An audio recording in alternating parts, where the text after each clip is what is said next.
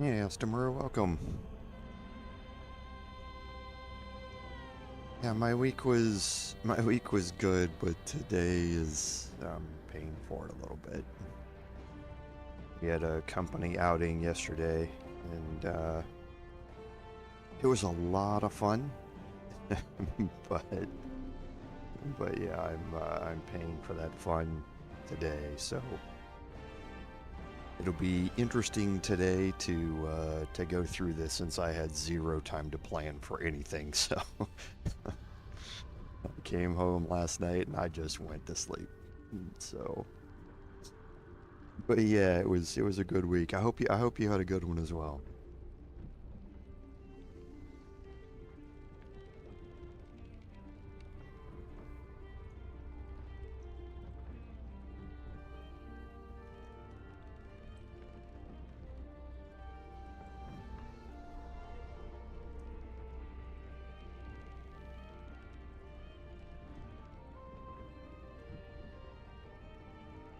Yeah, I'm gonna be taking it easy. I need to get chapter markers and a thumbnail put up on the Avowed video that I recorded Thursday night.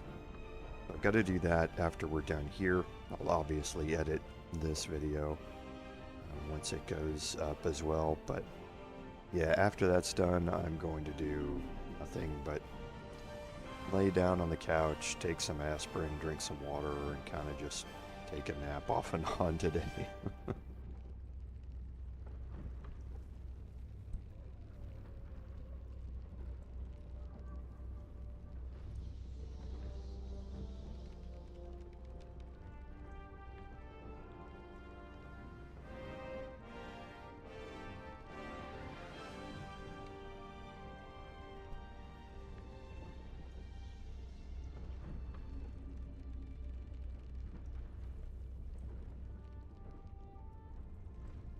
Well, that's good. Getting new projects coming in is always a good thing, up to a certain point. Everyone always says it's better to be busy than the alternative, and I say, well, yeah, that's true up to a certain point.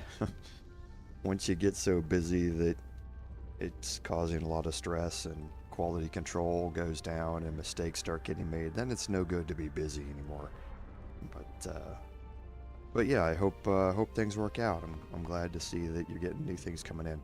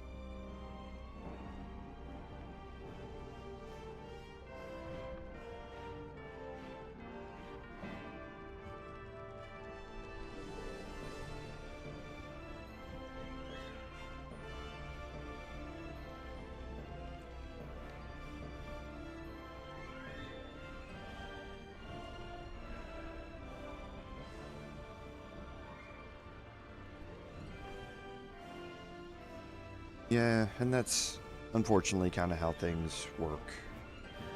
It's part of the society that, a lot of countries around the world have cultured. No more so than here in the United States, but companies can get greedy.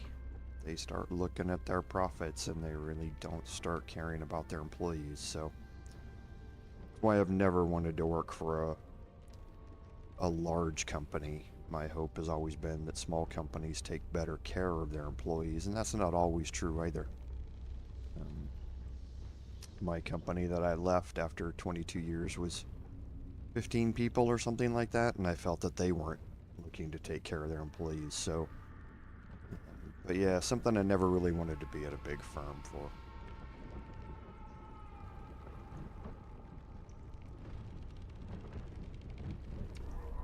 Yeah, I mean the patch 8 is going to be big. It's still not been released and still no word or update on it from Larian.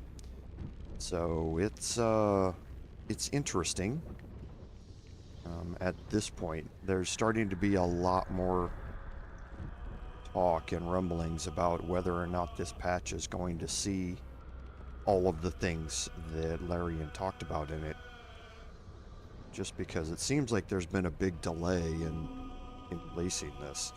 The previous stress test was like a week and a half or something, and this one's gone on for what, 3 weeks or something now, or a month.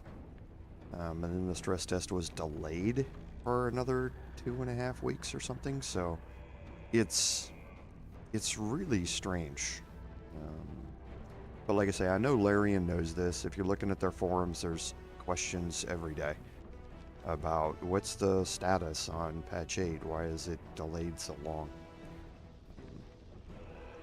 But when it does drop, I know the subclass stuff is definitely going to be part of it. That stuff's easy to do. I think more of the holdup is probably around crossplay and that sort of stuff.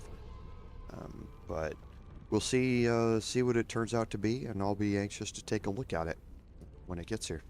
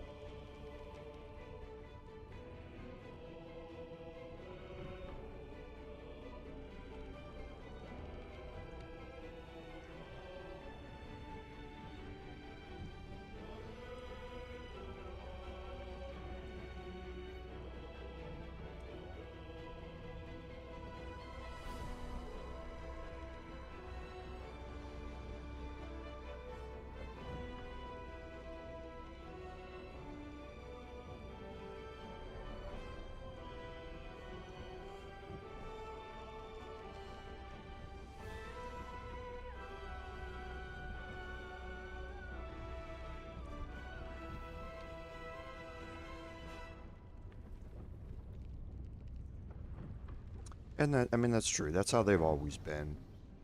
I don't expect that they're going to be putting out anything that's substandard.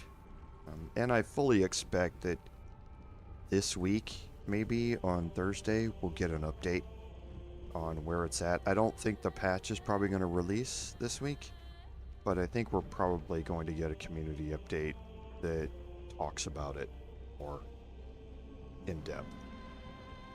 Just to kind of give people a little bit of a heads up about, you know, here's where we are and here's maybe what we're looking for on a deadline to push it out. But I wouldn't get hopeful about that second part, but I think that we're going to be seeing something this week about it.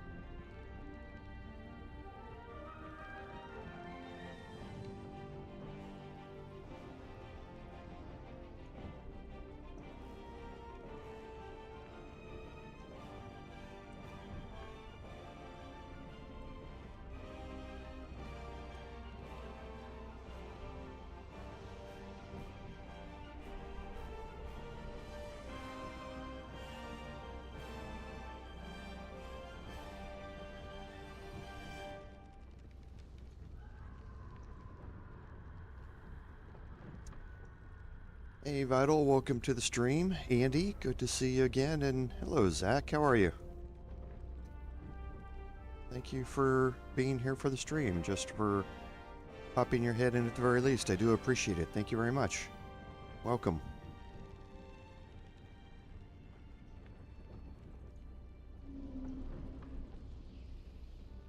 I do wish YouTube did a slightly better job of publicizing live streams on their platform, but I get it.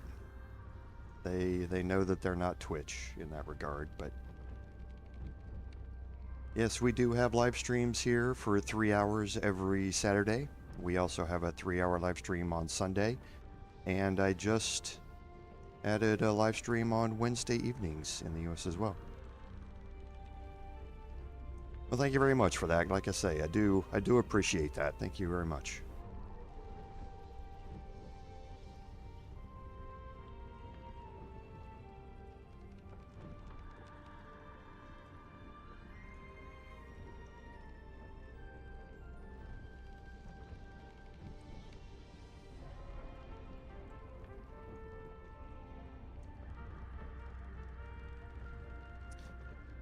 Yeah, when I first started doing this, obviously, and still, Twitch is obviously the main live streaming platform, but I didn't really like how they started treating their creators in certain respects during the pandemic, so it really wasn't much of a decision for me. I was always going to be here on YouTube for that. Besides, I'm not looking to be popular live streamer. I don't want that type of publicity or anything like that. I'm not doing this for the money at all. So I lose money doing these live streams every year. It's just, you know, it's fun for me to play games. I love interacting with my community, as I say at the end of every video. I love the support that I get from everybody, and hopefully everybody, you know, either has fun or learns something new while they're in the live streams, and that's what I'm here for.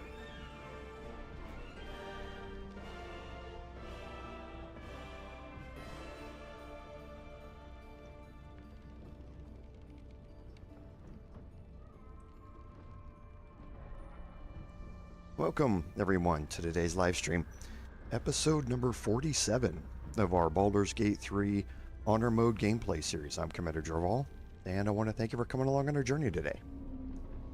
So, on admin notes, the only real admin note is about what occurred Wednesday during the Avowed live stream. I have no idea what caused the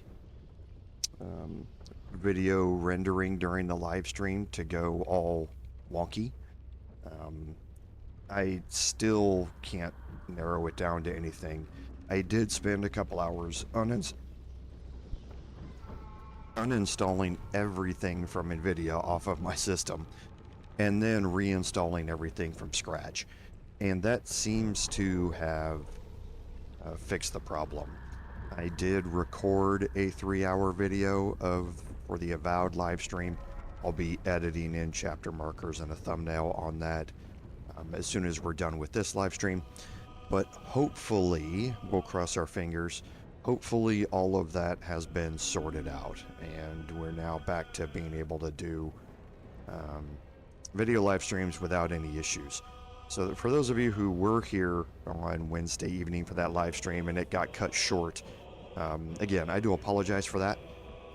It was unexpected, but at the end of the day, it's my fault in one way or another. I take responsibility for it. So thank you for being patient with it while I put the new video up and getting things sorted out.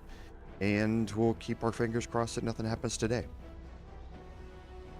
So I think that's it on our admin notes. So on our recap, at the end of last week's episode, we had finished up the various encounters in Jaheira's questline to recruit Minsk into our party. Okay, and we're now down in the counting house, and we're going to do 2 things to start out. The first thing that we're going to do is just pop back in, take stock of where we are on our action economy, and then there is another part of this to finish out the quest line, I guess, with these two. And that is going back and dealing with what we learned about last week, which is the Guildhall and the events that are going to be transpiring there. So let's go ahead and jump back in here.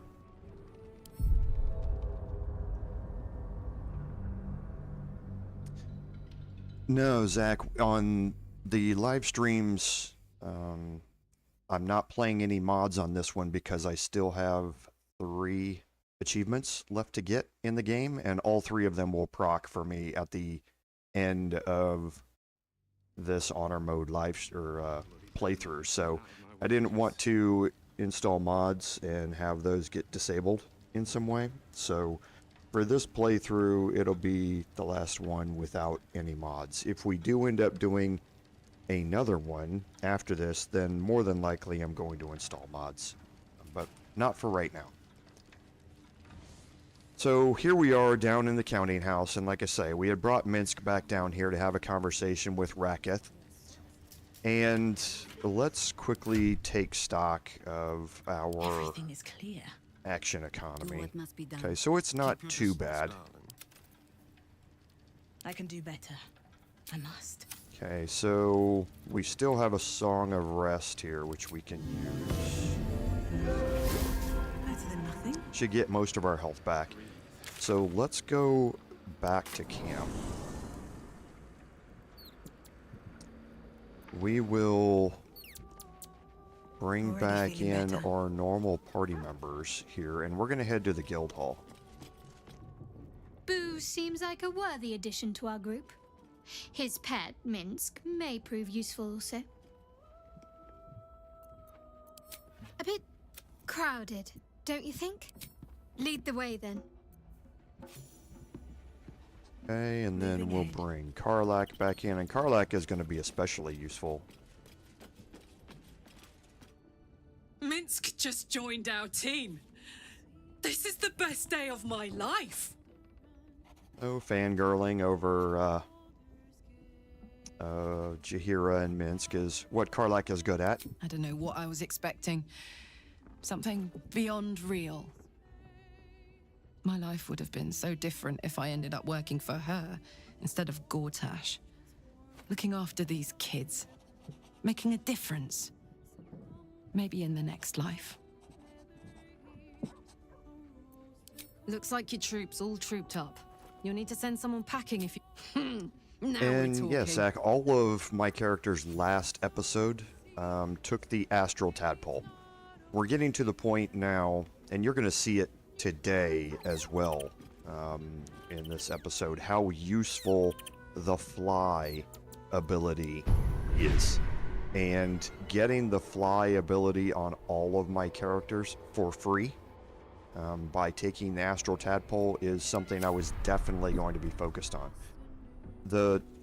Today we're not going to need many of our tadpole abilities. I am going to use a few, but we should be able to get up to 23 or 24 elithid tadpoles today. But we'll talk about that more once we get into it. So we're going to head to Heapside Strand.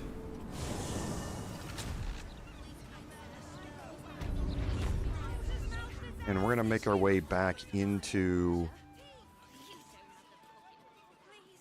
the Guildhall. And as soon as we pop into the Guildhall here, we're going to be in combat.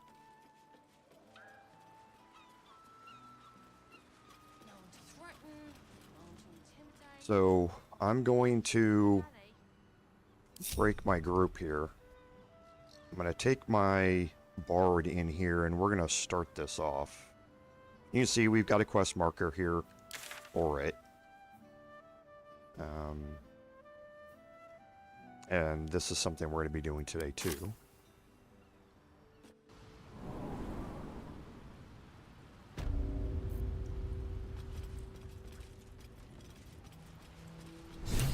Hold it there! Bad time to come visiting, my friend. This is interim territory now. Just as soon as we've purged it of guild rats. Nothing personal. Okay. So now we get into a big fight here between the Zentarum and the Nine Fingers Guild. Okay. Now it's important to know that the guild members here are all yellow borders. Okay, they are not green borders, which means that they can be negatively affected by AoE damage and that sort of stuff. So you need to be careful of how you're targeting those particular types of spells. Alright, so what we're going to do is kind of, first of all, we need to clear up this detection cone here. We absolutely have to get rid of that, and that means Trinota is going to have to go.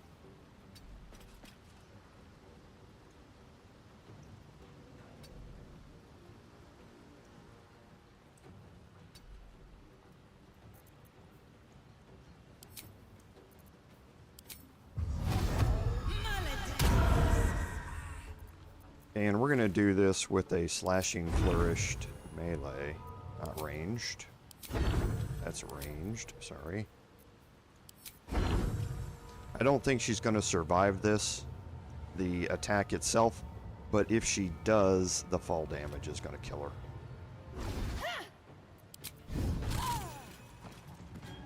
Okay. And that clears up the detection cone here. So at this point now, the detection cones are for the guild members that we're not too worried about. But I'm going to head down here and start cleaning up some more of these. And I'm going to start with Slick Inatra here as well. And this again is going to show how useful Fly is.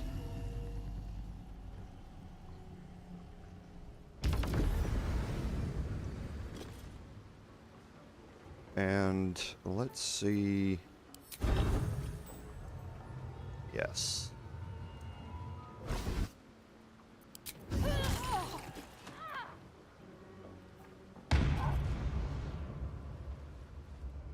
Okay, and now the doorway should be clear. So now I can bring my other party members in here.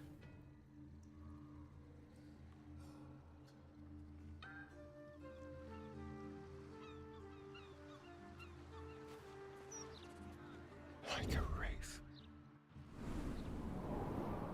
Without them being immediately dropped into combat. Calm and quiet, that's the way. You're supposed to be looking out for us, not the bloody skies. And like I say, Karlach is going to be especially useful here because of the height difference. The height difference here is going to mean a lot of additional bludgeoning damage for Karlach. And yes, Zach, that's what this is. It's based around a Bard Lock, Pact of the Blade Warlock. Quiet. We've got a couple levels of Paladin thrown in just for that extra oomph damage that we can get out of it. Okay, so I'm gonna try. I don't think I can maneuver here with Still on my Tut. feet.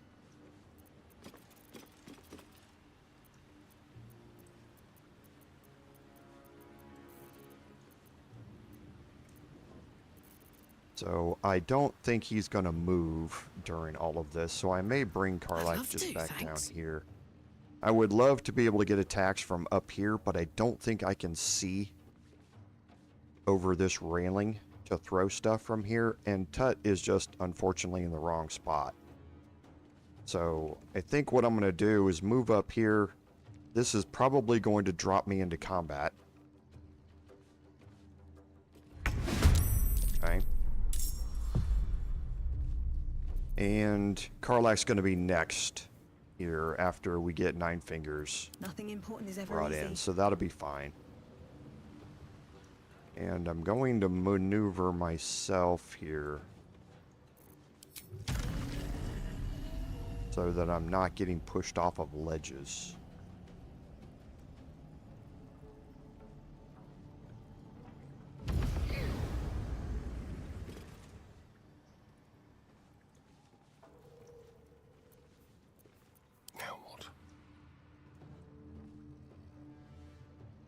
Okay, for Astarian, we'll move down here and see if we have any avenues available for us to get attacks on anybody. Because I know we can maneuver all the way around here, and I think I can position myself here and get across there.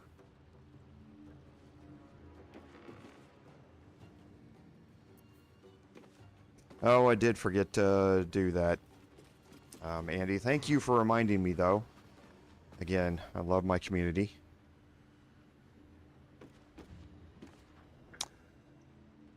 Maybe.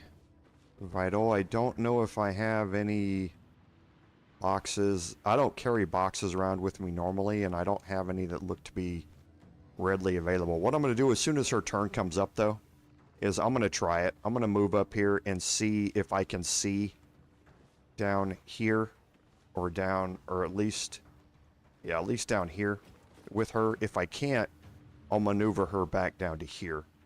And then I know I can see down there. Shall we?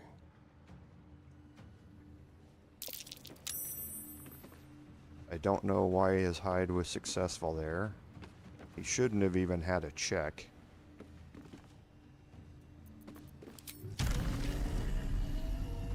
This might get a hide check.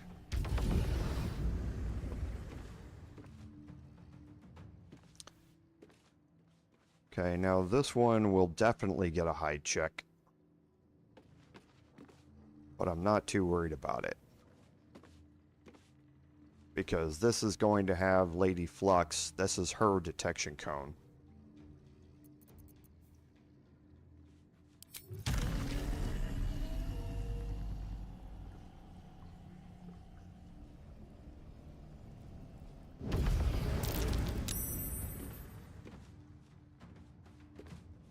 And this is going to bring me into combat.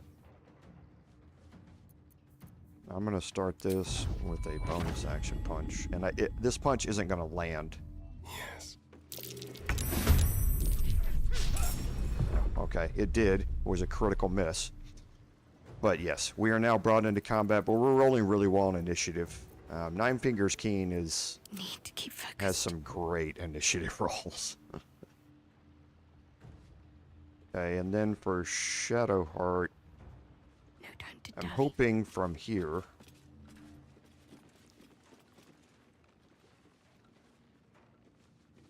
And I don't want, this is all water down here. So I don't want to electrify this because that water gets electrified and it shocks them and can turn them all hostile. So I don't want to do that. I want to be very careful about where I land things and what I land. But these are all enemies here. And she's gonna want to move up there to cast this. Or down below to cast it. Let me see if I can maneuver this where she doesn't have to.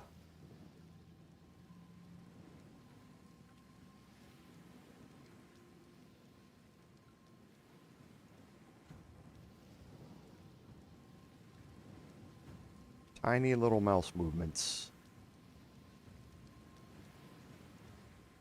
Okay, so down here, and I can get all three of them without her moving. I'm hoping I can get 4. Can I get 5? Nope, she's going to want to move down below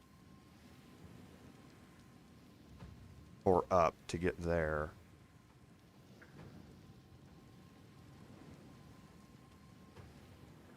But these 4 I can get.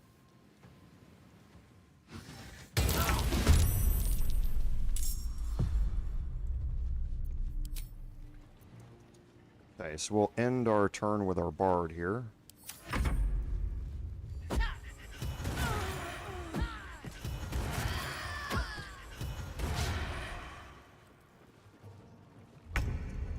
Now what you saw there from Nine Fingers Keen, you saw this in the Paladin playthrough, where we chose to side with the Zentarum.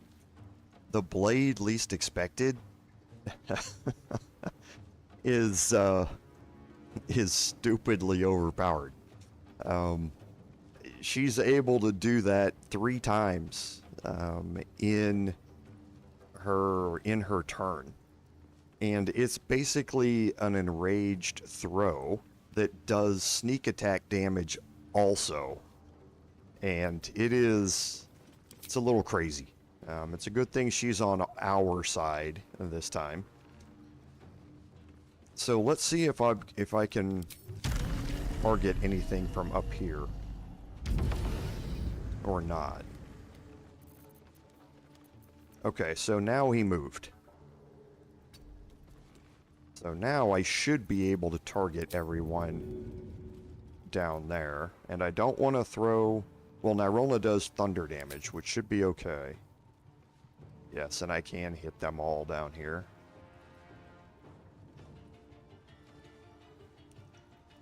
I don't want to hit him, though. I don't want to hit her, so I think I'm going to throw this back here, if I can.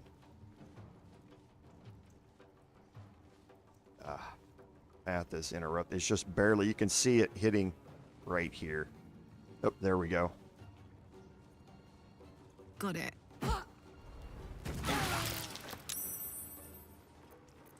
Okay, so let's frenzy.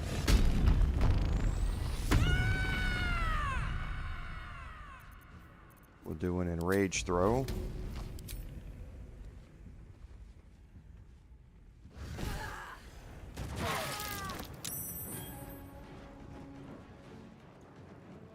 Okay, and then I'm probably not going to throw Nyrona this time. And I don't want to throw the lightning jabber because I don't want to electrify that water.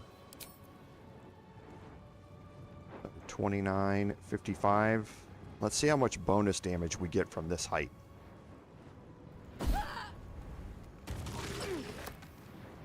Okay, so yeah, we got an additional 13 bludgeoning damage because of the height difference. So that's why she plays a good role in this, attacking everybody down below her. There's blood in the air. Okay, so Astarion should be able to get rid of Gravedigger Carson here without any problem. So let's look and see what the push is going to do.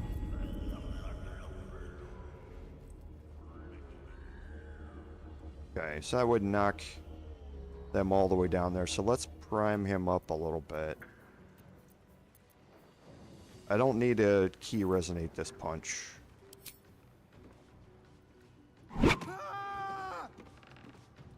Okay, so 74. I should be able to kill him with this, but if not, the fall damage will definitely kill him.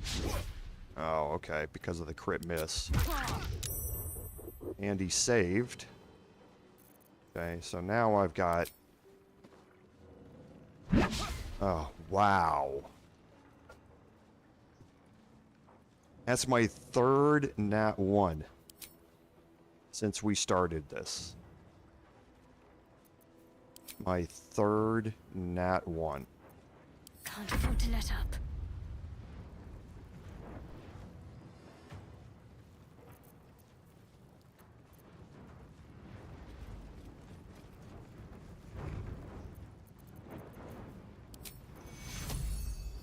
You need patching up. Take your...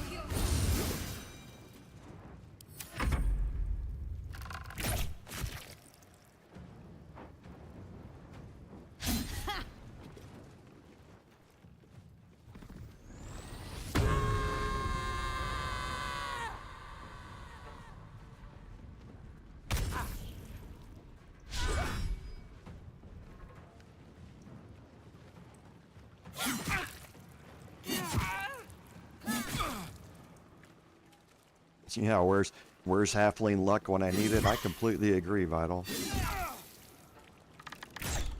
And yeah, that is right, Java. We didn't roll them back to back to back.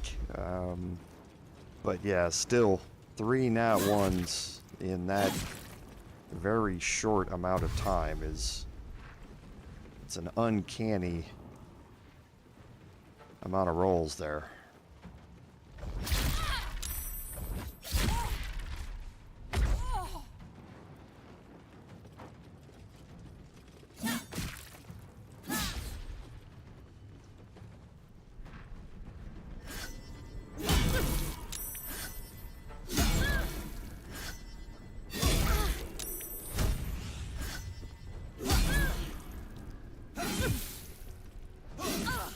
fighters and their first round burst damage right there.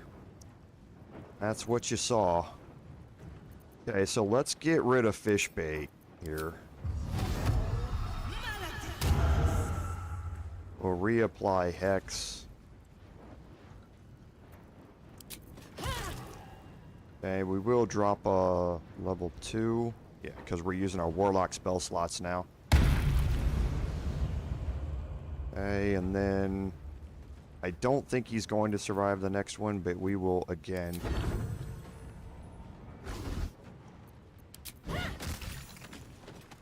get rid of him.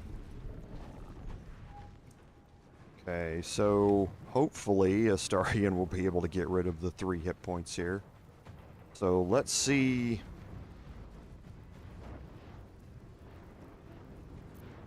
These 3 are all down here, right? Yes.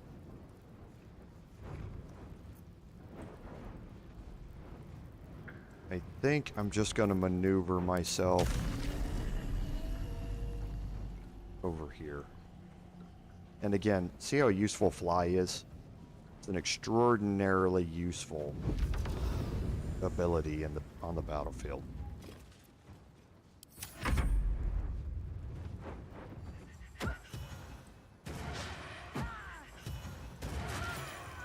$41 damage. Jeez. Alright, so let's enrage throw here. This should kill Lagario. This'll help.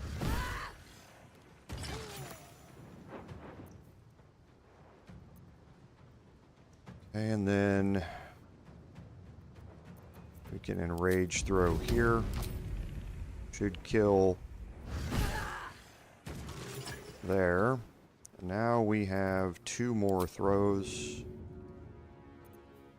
And this one might be path interrupted. Nope, it's not.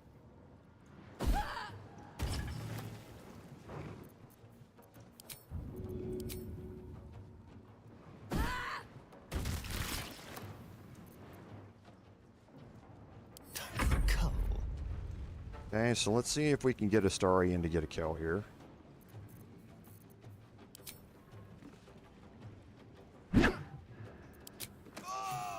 Okay. And we're going to fly him up here, and we're going to have some monk-on-monk action.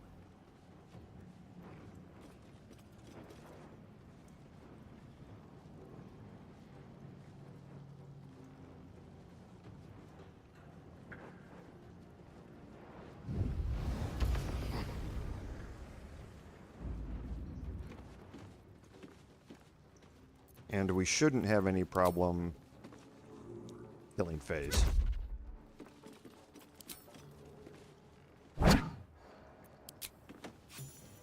Perfect.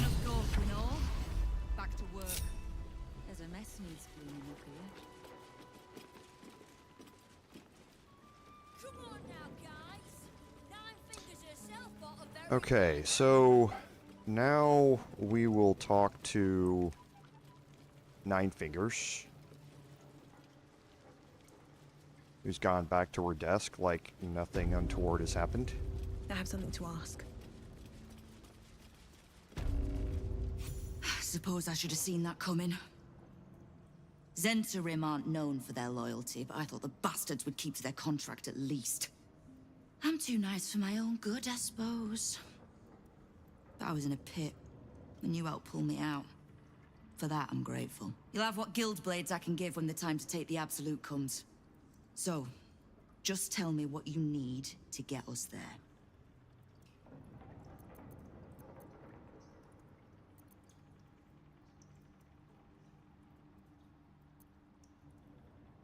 Oh, did you enjoy the encounter?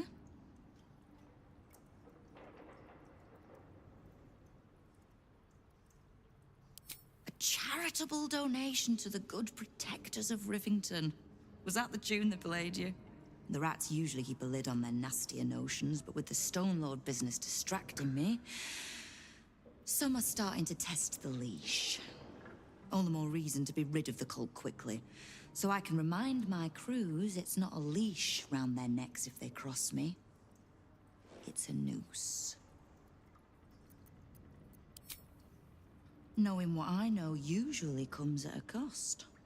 But let's say we'll put it on your tab.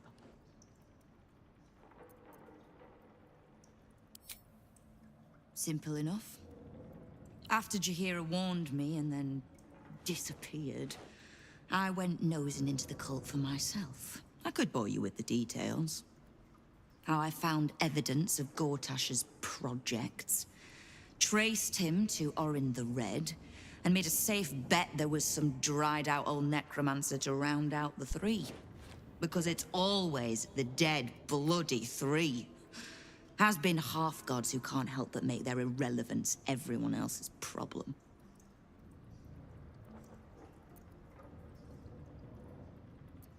Oh. You've got some juicy little tidbit I haven't heard yet. Huh. It seems like my intelligence on you was patchy at best. That's annoying. Don't pout. For a brief second, I did weigh the odds on killing you. But if there's a tainted elder brain slopping around below my city, I think we need one another more than ever. So, as long as you can keep a lid on what's growing inside you, we're allies. Until you can't, and we're not. Simple enough, I reckon. Now, war to be fought. You need anything? You have done plenty. Do any more, and the guild might have to take a special interest in you. Understood? Great.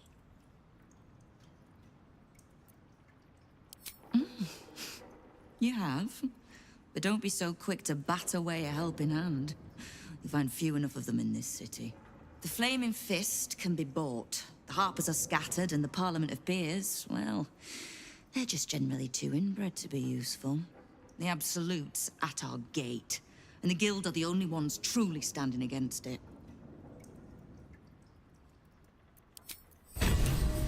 Okay, so we finished up the quest here to aid the Underduke. We also gained Nine Fingers allies in the final fight. And last episode we returned Rakaskull. So we're gonna take a look real quick and see. So Astarion does have a lot of carry weight I bite. available. So let's head out here and start taking a look at some of these bodies. Don't mind if I do.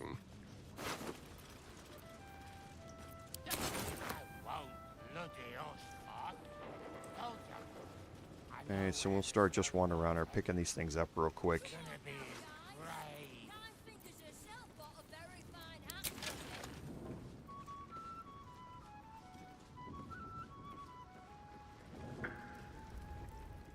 And then we're going to head out.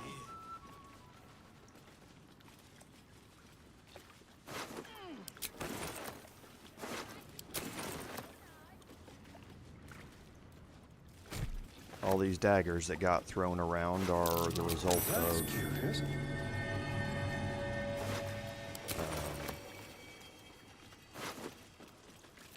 of her. And then here on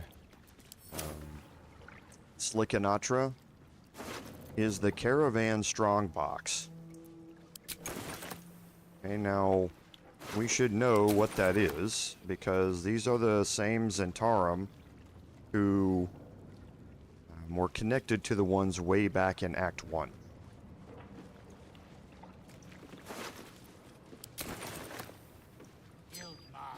And we pass the perception check for the Tarnished Ring.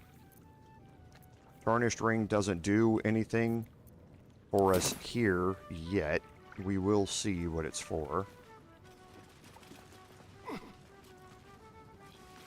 Head up here, and there should just be a couple of bodies left to check.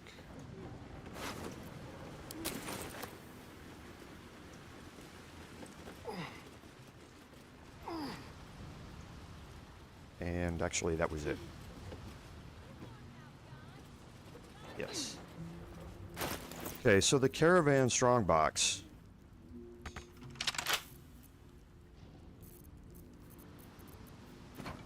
We're going to drop that out here. A crooked touch. Starian, it's a relatively high DC, but as you can see, not for a Starian.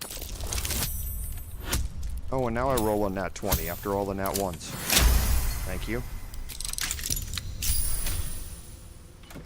And in here is the Iron Flask. Now, this is the opportunity that you're going to have to get the Iron Flask if you did not take the Caravan Strongbox back in Act 1. The Iron Flask is incredibly useful. This is actually an item from tabletop D&D that allows you to capture and hold certain types of creatures. This one has a spectator inside of it, which might possibly be useful for us later on. We'll kind of take a look at it once we get Best be on my way. a bit further through everything. So now we can head back out here. Hey, Spooky, welcome to the stream. Yeah, Spooky, it is honor mode. We are going through this. We don't have any mods or anything like that we're going through, but yes, it is our honor mode playthrough series that we're going through here. So, welcome to the stream. Thank you for being here. If you have any questions, feel free to drop them in chat. So, now we are getting fairly low on our action economy here. We're still fairly okay, but we're out of rage charges and that sort of stuff. So we're going to go do a couple of more things here in preparation Pave my path with corpses, build our my castle with bones. Our next major encounter, and then we're going to take a long rest before we do it. So first, we're going to head up to the lower city central wall. And we're going to make our way up here.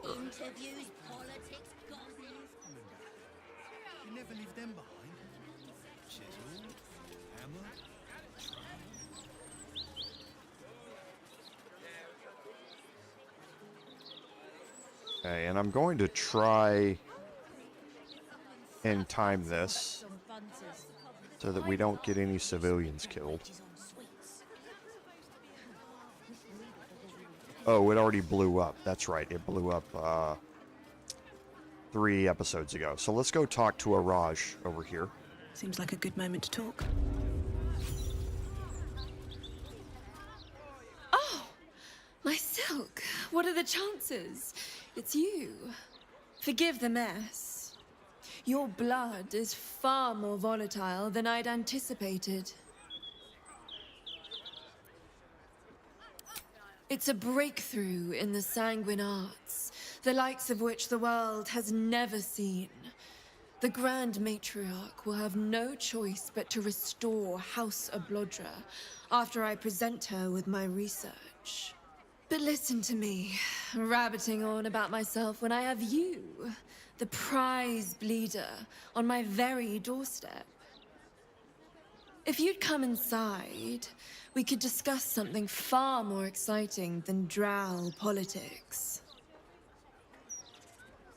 This is going to get us disapproval Not from if you Astarian. lead me first.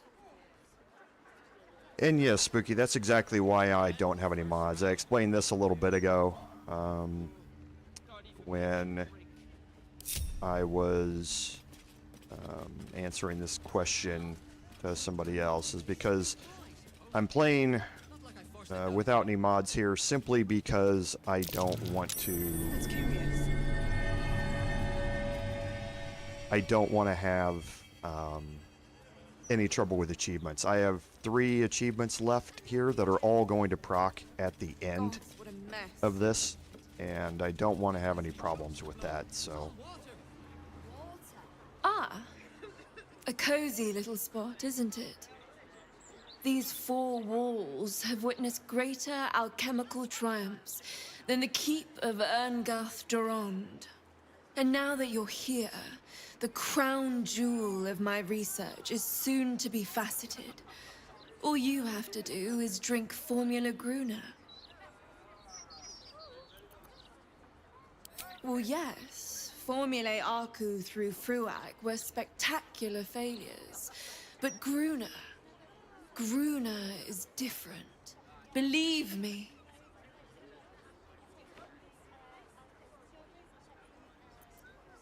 When you first entered this home, you saw the incredible latent power within your blood exposed in all its nuances. Formula Gruner will unleash that power within you. Risky, but, safe. I can probably handle a little fire, but I'm not sure about the rest of you. Oh, marvelous. I've never been so excited for anything in all my days. Just stand over there, far over there, and drink up. Okay, this is going to get us the mysterious potion. Now, you do not have to take the mysterious potion. However, once you have this conversation, Araj is not going to let you leave her house. Okay, so if you're going to do it, and she's going to come up and tell you. My friend. Formula Gruner stays in the house, please. Go on, down the hatch. Tick-tock, my friend. Tick-tock. Okay, so I'm going to just move over here into this corner and do this. Excuse me, where do you think you're going? Okay. Oh, staying far away from your pals. And for me, whoever's wearing the Helldusk armor is who you want to have take this. My Bard is going to be wearing the Helldusk armor for the remainder of the game. So she has resistance to fire damage and cannot be burned. Which is important, because when we take this... Explosive. An explosion happens all around you. Now, I'm immune to that, so it didn't affect me. Oh my.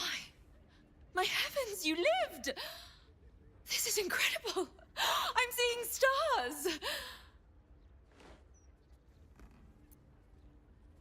I'd hypothesized you wouldn't, my friend. And you've proven me absolutely correct. You are the world's first detonative exsanguinator. To put it simply, from this day on, your blood goes boom. Big boom. It's incredible. All it needs is a spark.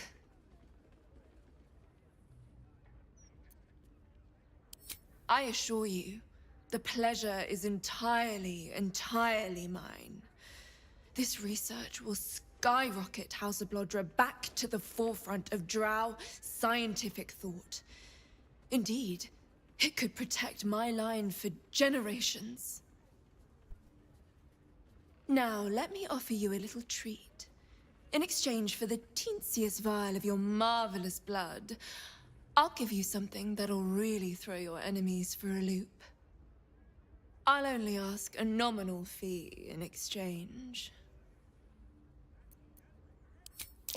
You really are a fine collaborator. Okay, so this is going to open up Araj again as a vendor. Now, we've had previously raised her attitude to 100, and it is still here. There were some items in her inventory that we did not pick up last time. We just didn't need them at that time. We don't necessarily need any of these now either. However, a couple of things. She does normally have a good selection of poisons and that sort of stuff. Malice to blind people at range and that sort of stuff. She also has a decent selection of scrolls that you can have as well. All of these things, we can pick them up. We don't have any real need, I mean, for any of them, but we might as well buy them out. For no other purpose than the fact that I may try out different builds, and having access to all of this sort of stuff here could be useful for me later on. But that last dialogue option there, where you gave her a little drop of blood and she would give you something in exchange, that that applies to the sanguine explosives. These are now vials that can be thrown. These thrown items deal 4d8 force damage, 4d8 fire damage, which, when you compare them to the smoke powder bomb, which does 3d4 force damage, this can do quite a bit more. It also can inflict burning for 2 turns on whoever's standing in that surface when it detonates. The good thing about this is that if you throw this, if I, as my bard, move into a fight and I get hit, which is fairly rare, but if I do get hit, then a pool of blood forms around me. Any enemies that are all around me, if somebody then chucks one of these sanguine explosives at me, it's going to detonate and do all of this damage to everybody around me. It's going to detonate my blood, which is going to do fire damage again, 48 to everybody around me. So they can be quite useful to have.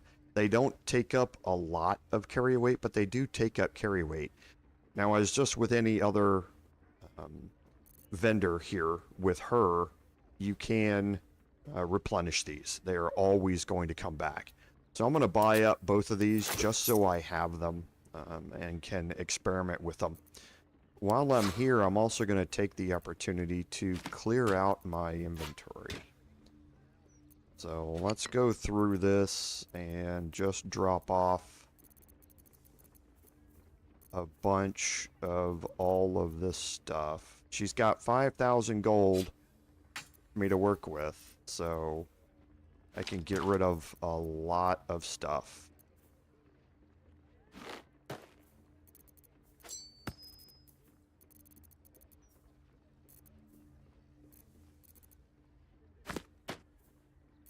So let's just clear this out. He doesn't have an alchemy bag. Okay.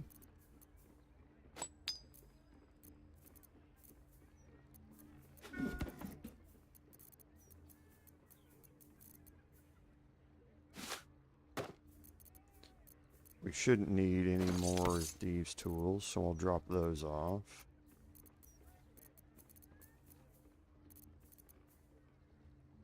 And I think that's it.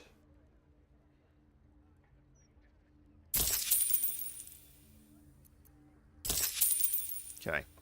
So we bought all of that stuff from her. Turned out we actually made gold on that transaction. So Until next time. we're also going to get gold from her because we did donate our blood, and now she's willing to give us explosive blood potions. So we actually came out on top of that quite a bit. So now here there is one more thing that you can do. Now she's downstairs. Out of sight, out of mind. I'm going to steal the key and immediately go to camp. She will know that you stole that key. Doesn't matter if you were hiding. When you stole it, she's going to know that it's there. And that's why you definitely, once you take it, you want to head out. Oh, and did I sell the tarnished ring? Yeah, Andy, I might have. I'll go back and pick it back up.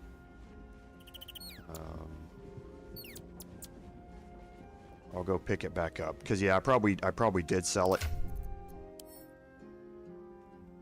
Yeah, I did. I'll go pick it back up from her because we'll definitely want to go to utilize this.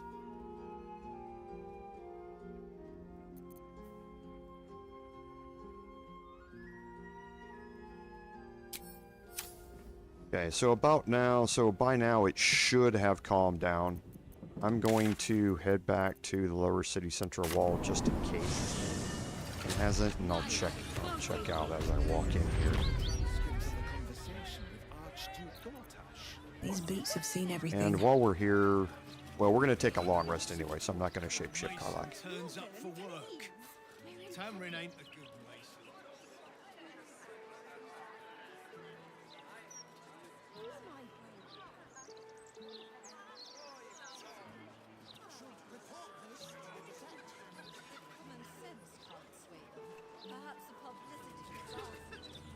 So, Araj.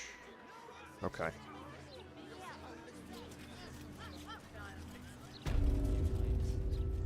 She here? She is. So she's still there and she's fine. Let's go talk to her and buy the tarnished ring back. Ah, my friend. If you've any more... Certainly. So here it is. Need to get that back in our inventory. Until next time. Okay, now with Araj here, I need to take Astarion, Shadowheart. What now? And Quick move step. them both down here. Still And breathing. I'm going to talk to despite Araj. everything. I'm going to stand over here and I'm going to talk to her. Ah, my friend. If you've any more blood... Certainly. And that was Until a next mistake. time. Ah, my Talk friend. to her while we're in this If you've any dialogue. more I'm blood going to to change spare, characters. I'd be happy.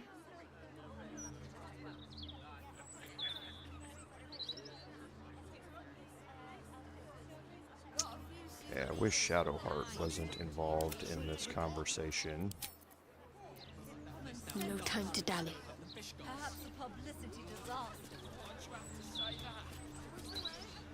Perfectly hidden. Well, hello. Keep it together. Ah, my friend. Let's see if she's If you've any more blood to spare. in the conversation. This time she is.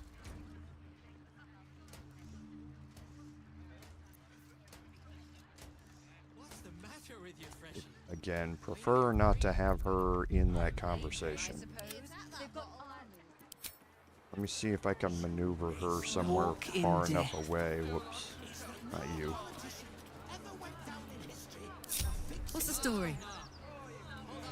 What's next, I wonder? I don't know if I can get her far enough away.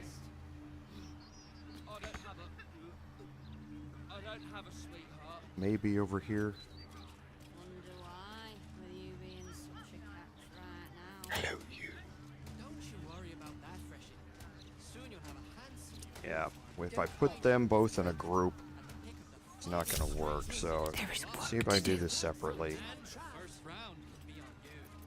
Father, they will die for you. Ah, my friend. I think she went into the group If you've again, any more or blood into to the spare, conversation again. I'd be... Yeah, she did. So I'll do this just with Astarion. I'm putting her in a conversation just to occupy her so she doesn't turn around. Okay, Astarion's able to get down here easily. Now Shadowheart is not in the conversation either. And now she's able to get down here as well. Quietly now. What comes now? Okay, so the Crimson Draughts laboratory here. I'm going to cast guidance on Shadowheart. Make sure she has the shield. She does. And why is she not? Oh, because that's on Jaheira. Right, I took some items off of Shadowheart to put them on Jaheira. Last episode.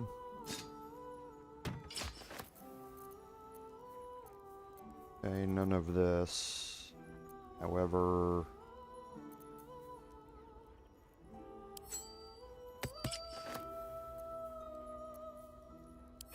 We'll pull this back off, and definitely the Drake Throat Glaive, as well as the Curious Book. burlap sack. Send those off. Okay, and then there's a bunch of stuff that she is going to want to sell.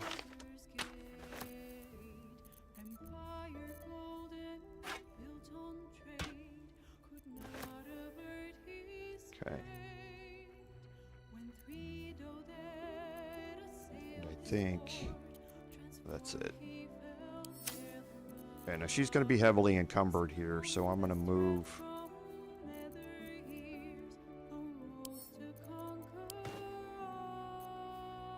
some of this to Astarian. What a day. Okay. So now we should be okay. I'll put these two back in here, so now we should be good. Yes. Let's go ahead and cast guidance. And we'll move Shadowheart Just avoid that trap. around here a little bit. How delicious. We'll get Astarian to disarm this.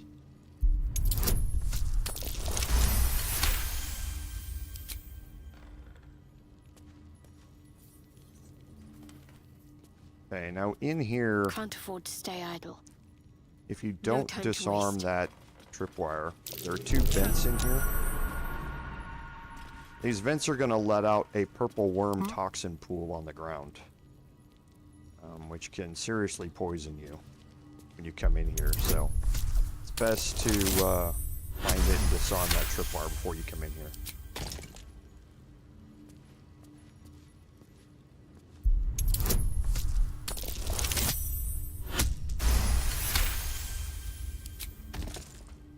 Okay, now how much carry weight does he have left? He's got a lot.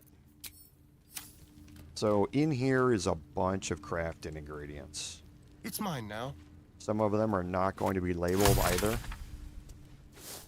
But you want to pick all these up.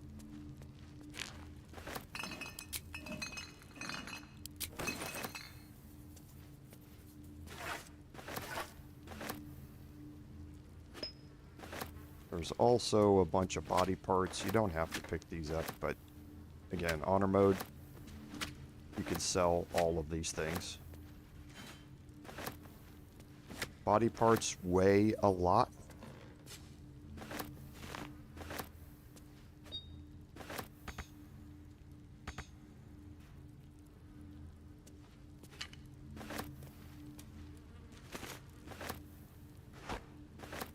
And like I say, unnamed things here on the shelves. Be sure to look around and click a few things. This crystal's fairly well hidden. Let's crack it open. Okay, 36, getting pretty good.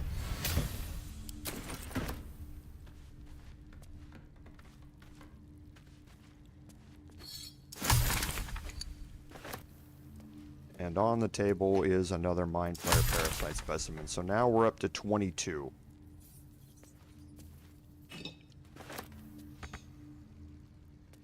Can search the spectator, but there's nothing on it.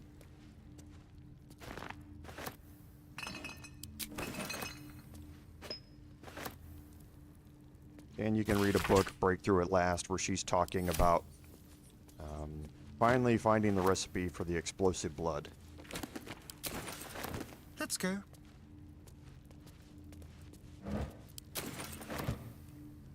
Up here on the shelves, again, more crafting ingredients.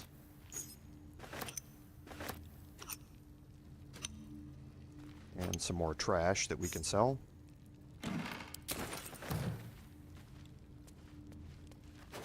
More crafting ingredients here.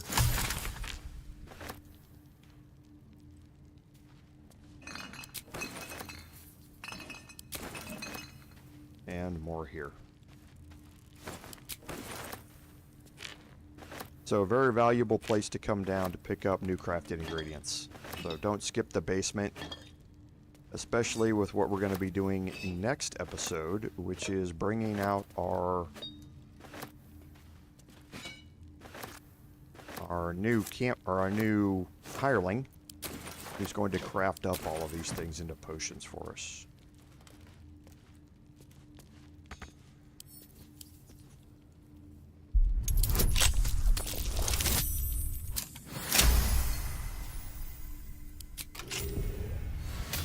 Last room here, going to have a giant spider and a couple of skeletons.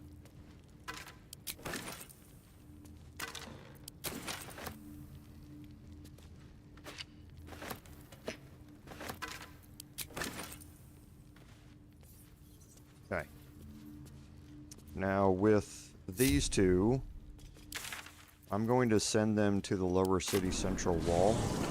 And I'm not going to take them back upstairs.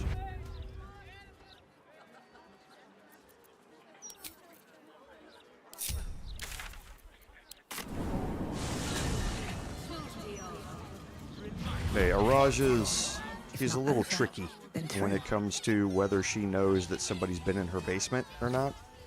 So I tend to just teleport myself out rather than coming back up. Easier to don some armor than Okay, so let's get rid of if you some can of the manage things the we extra picked up. weight, that is.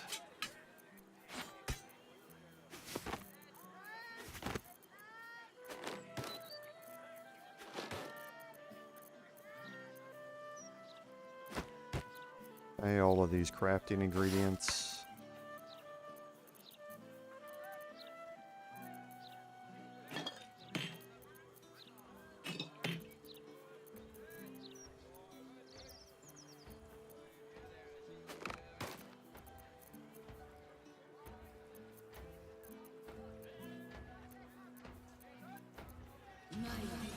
And we don't need the harp-shaped pin anymore either. We'll just send it to Jaheira just for role-playing purposes.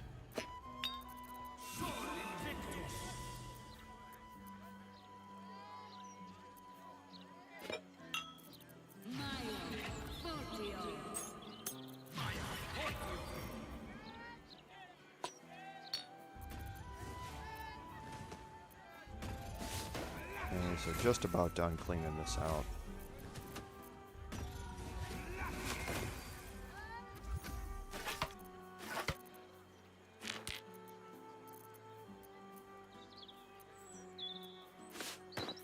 Salts, water, org fangs.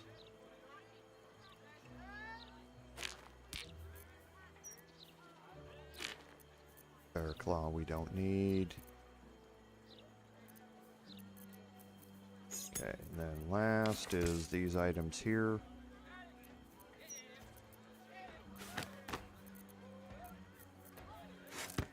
Okay.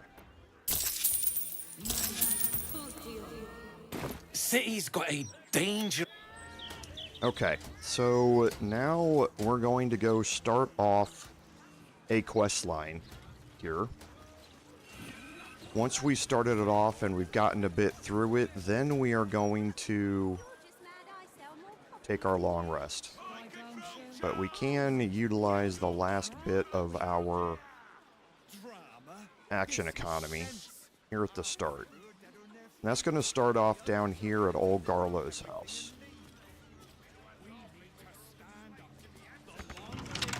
Trust no one. And now this door you can lockpick without fear of anybody being angry with you.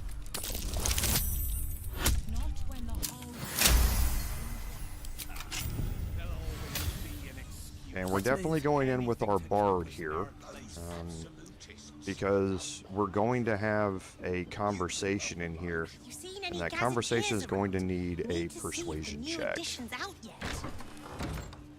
Not a very difficult one, but it's still a persuasion check all the same. Very well.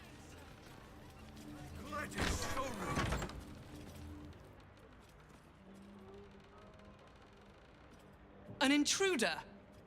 These people are under my protection. I'll not let you harm them. Hearken to my words, wicked creature. Return to the pit of evil from whence you came. Don't listen. Who knows what spells it weaves around us? Quickly, cleric! Helm, protector of all, grant me the power to ignite this creature's flesh and burn its bones to ash. Begone, monster. Your hag mother holds no power here.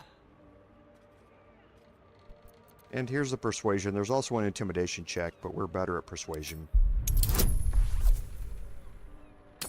Only in that one can fail it.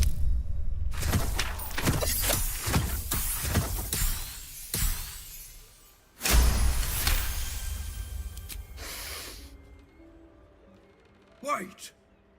Clet smells no lie. Then you speak truth. You fought a hag before. At ease, everyone. We may have found ourselves an ally. Forgive the paranoia. We're being hunted by a vile and wicked hag. We sought refuge here, but...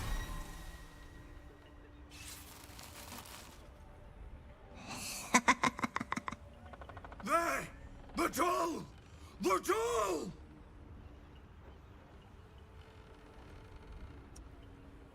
This is strange. I have never seen this happen during this conversation.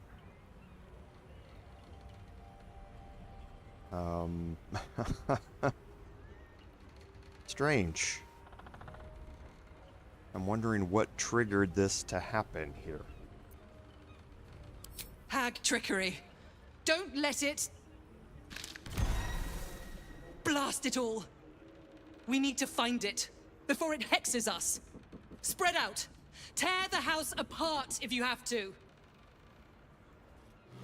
Interesting. That didn't happen in my previous playthroughs. I wonder if something's changed to show that. But we're gonna go upstairs.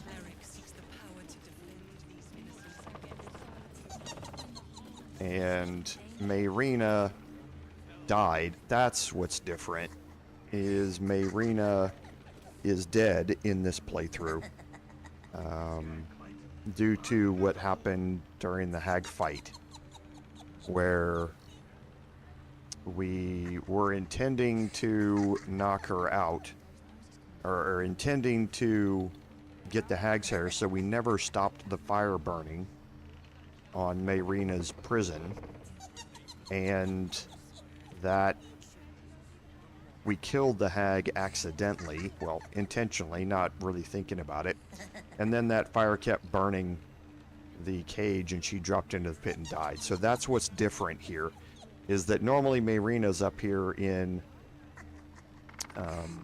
sheep form, and she tells you about the doll, but since she's not here to tell us about the doll, that's what is now changed. So I'm going to split Shadowheart off here, and Shadowheart is going to move over here. Keep going. Everybody else is going to head downstairs. Don't waste a step.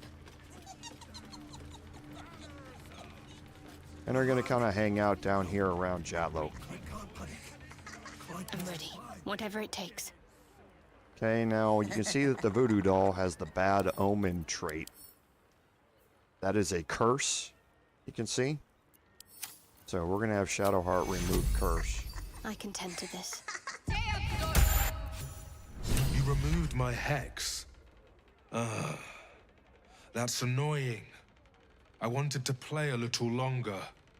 Auntie likes her toys broken. She's not going to be happy I had to get my hands dirty. I don't matter. Only Auntie does. They want to hurt Auntie. They have the book. I will die before I let anyone touch a hair on her head. Ha! You have no idea how wrong you are. I have worshipped her for decades past, and will for decades more. Okay, now this is going to start a fight. Now we can bring Shadowheart into this fight as well.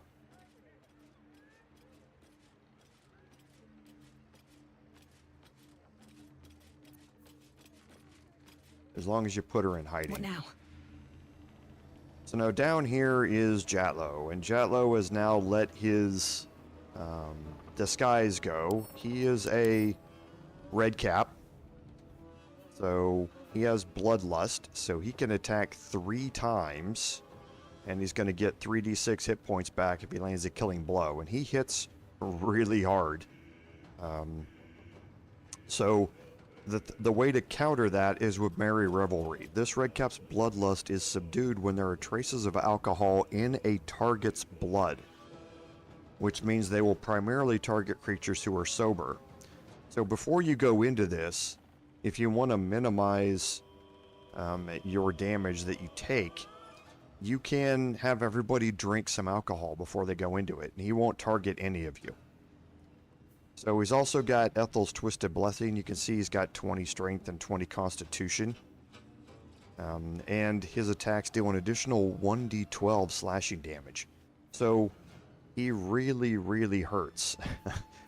He also could do this multi-attack here. So again, you don't want to let him get off a shot. You just don't. It's going to hurt. So we're going to just knock this out here.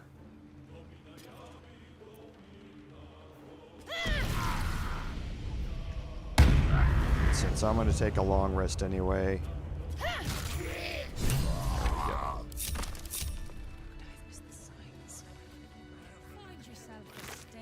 Jatlow's got a key. I need a quick word. And it's interesting that... I'm an imbecile! The doll showed up days after the Dragonborn joined us. Why didn't I see it? It's interesting that neither one of these two actually joined the combat. They were both facing away from the combat and didn't realize it was happening, and it was over quick enough that they didn't join the fight. Normally, however, they will join the fight as allies. I fell for a hag's lies once, and in my arrogance was sure it would never happen again. Blast it all. This is because of the book. I brought this on us all. I was researching hags, and came upon their darkest secret, a way to burn their bones to ash, and ensure they never return. No tricks, no comebacks, only the cold permanence of death. Thank you. The Red Cap proved that I'm no match for a hag. Much to my shame. There's a safe in the back. Within is years' worth of research. Kill her before she sends more of her monsters.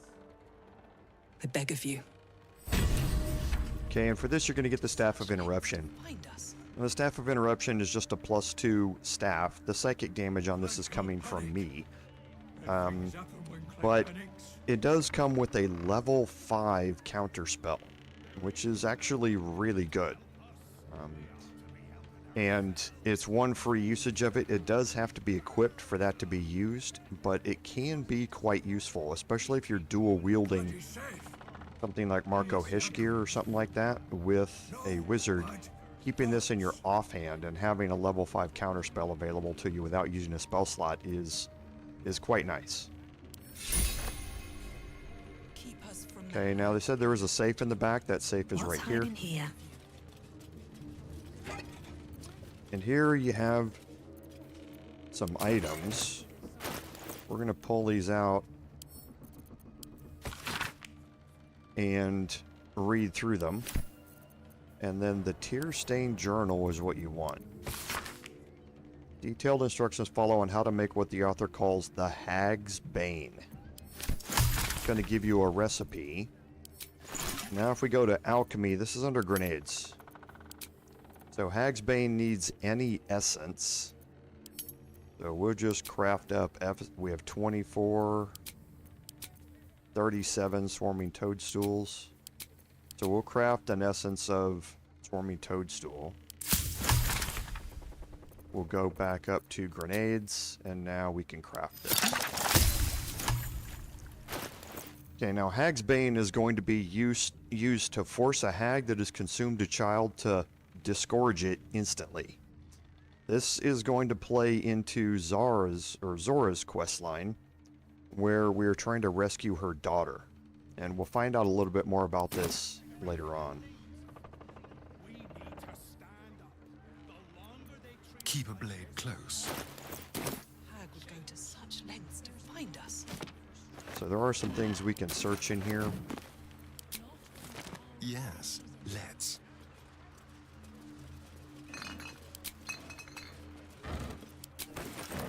Nothing really serious, but there are some crafting ingredients. So if you need an essence, there are mugworts up here that you can make into an essence.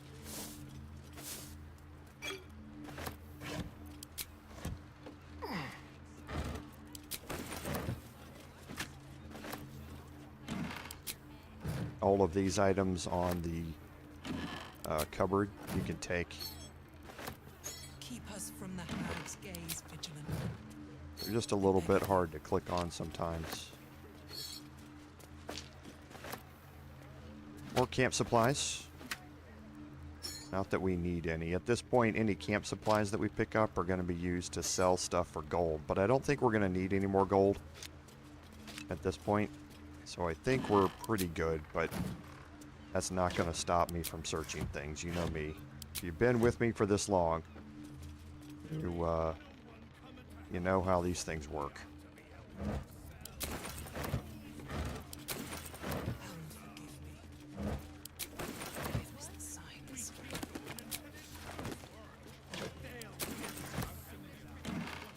There are some glass chalices up here which are worth quite a bit.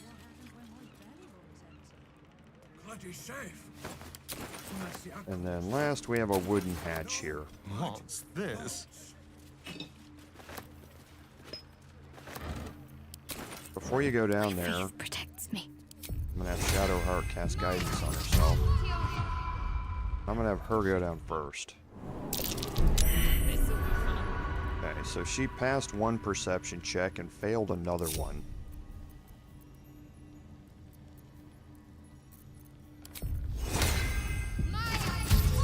Don't touch me. Okay, so there it is. How considerate. And you need to be careful with these blast mines. My suggestion would be to move up next to them. Wow, tried to fail that one pretty hard. To move up next to them before you click on them.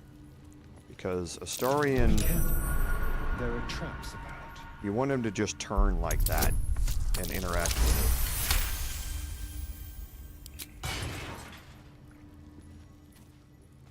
Oh dear. Someone's left a trap out for us. There's a 40. Nice. Because especially this one here, he'll want to run around the back of this to disarm it for some reason, and he'll trigger it.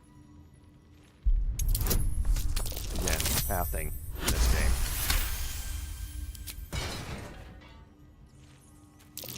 Something over there.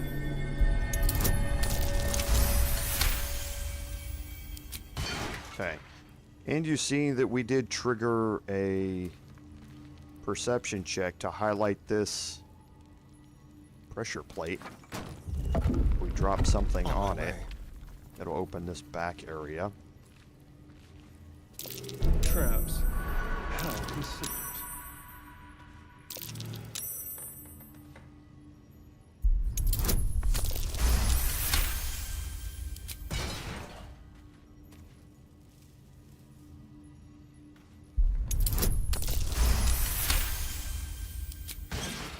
And one last one here.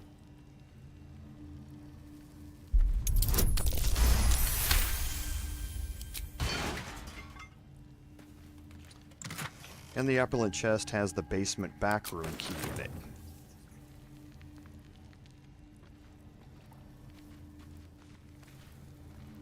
This door here leads into a pretty gory room. It just has a bunch of alcohol on the ground and some rotten fish and that sort of stuff. And then you have this back door here.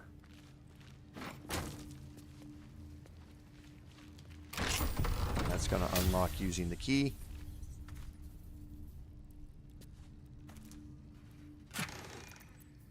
conjure elemental, which is pretty good.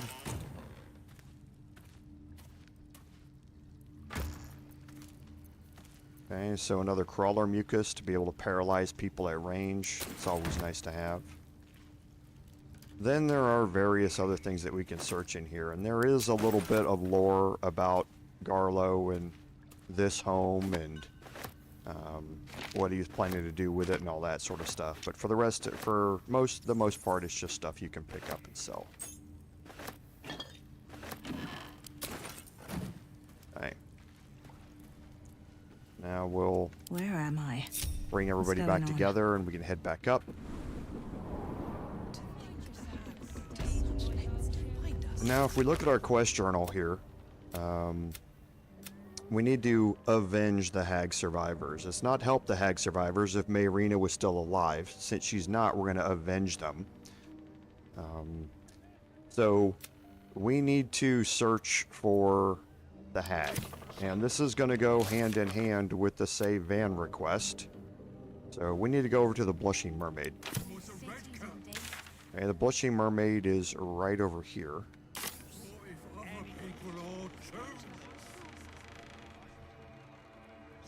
Never wanted the easy path.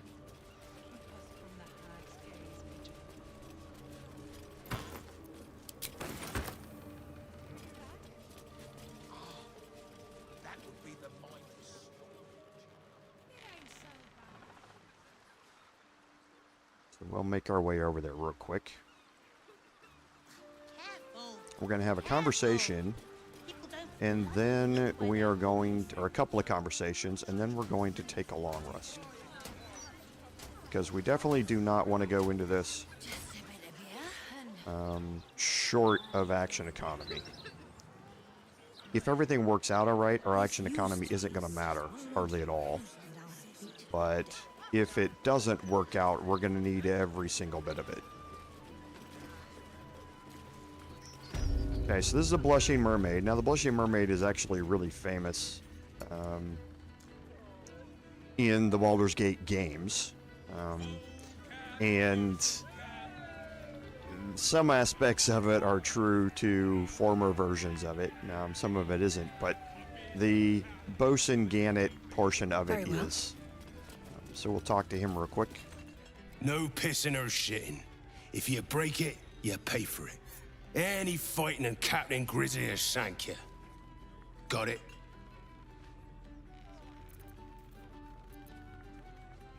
Gods above. Not again. You pull a knife on me like the last one and you're getting a boot, you hear? That woman, Lara, Lora, whatever her bloody name is. She was screaming her head off about some kid. Tore the place apart. Bloody disturbing. Captain Grizzly had to clock her in the end. Threw her out on her arse. Good riddance. Okay, and that's going to update the quest. The owner, Captain Grizzly, we should speak to her about it.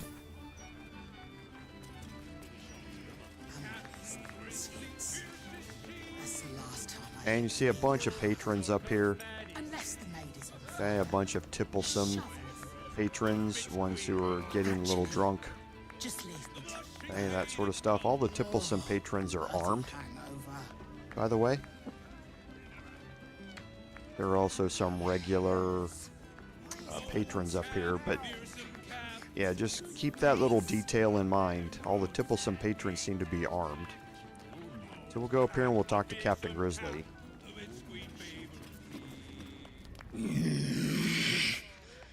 Can't a captain be bloody hungover in peace? Oh. Why, hello there. Captain Grizzly at your service. What can I do for a long drink of water like yourself?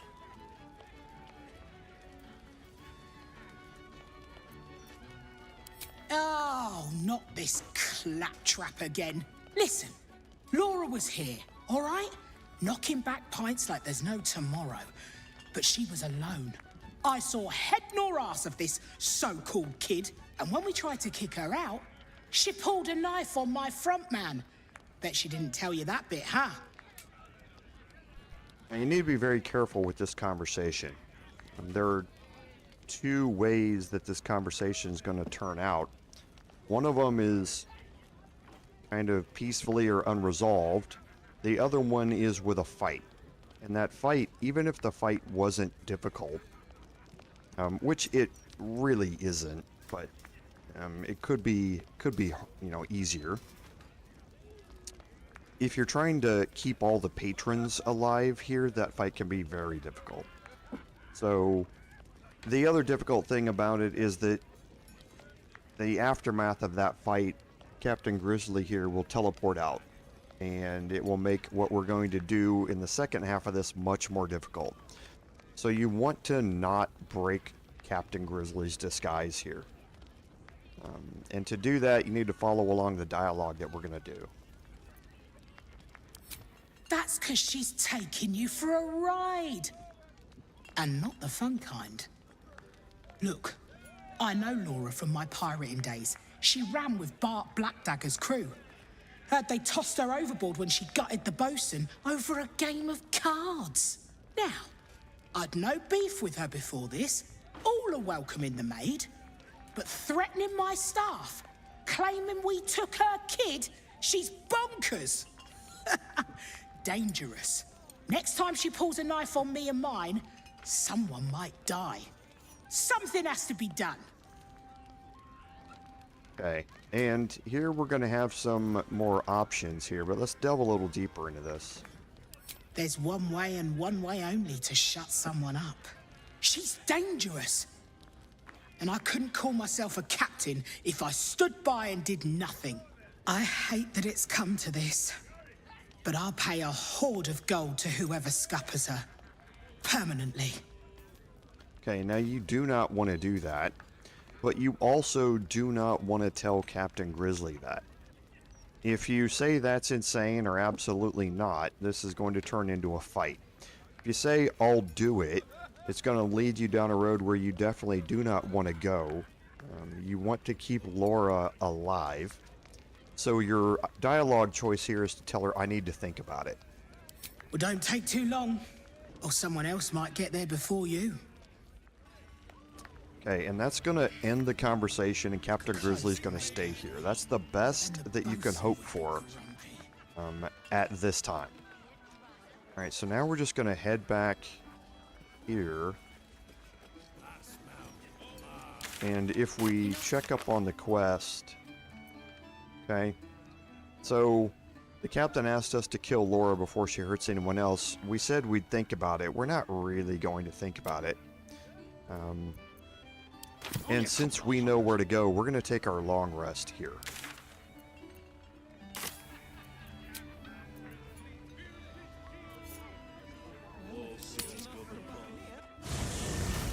Jaheira!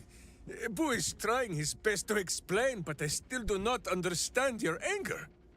Do not hide behind your hamster, Ranger. You do not understand because you do not listen. We were the first to discover the cult.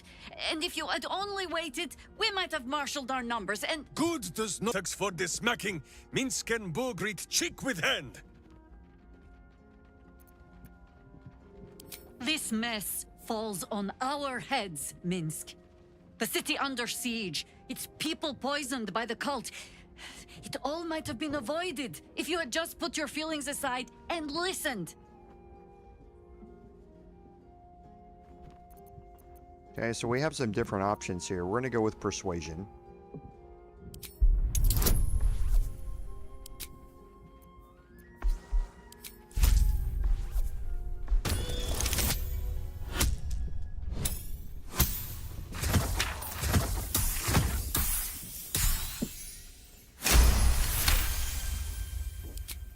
You mean the doppelgangers? It is no comfort to me that my face made this fool all the easier to lead. The point remains. You meant well, Minsk. But you exposed the city to harm. You helped the cult spread. And worse, perhaps than any of this, you forced me to leave you behind. But this is where Minsk falls short of the understanding, Jaheira. What else is a berserker for, if not to charge into danger ahead of his WotC? The WotC, wise women of Rashomon, each bonded to a berserker bodyguard for life. There is no higher title nor deeper bond in all of Rashomon custom. WotC? Minsk, I am not your witch. You are not my bodyguard. This is not some high lodge of your homeland. Boo agrees you're a queer kind of witch. But this city is a queer place. And Minsk, you may have noticed, is sometimes strange himself. The titles matter not. Only this. When Minsk does as Minsk does, and charges in to make a mess, Jaheira does as Jaheira does, and finds a way to save us all anyway.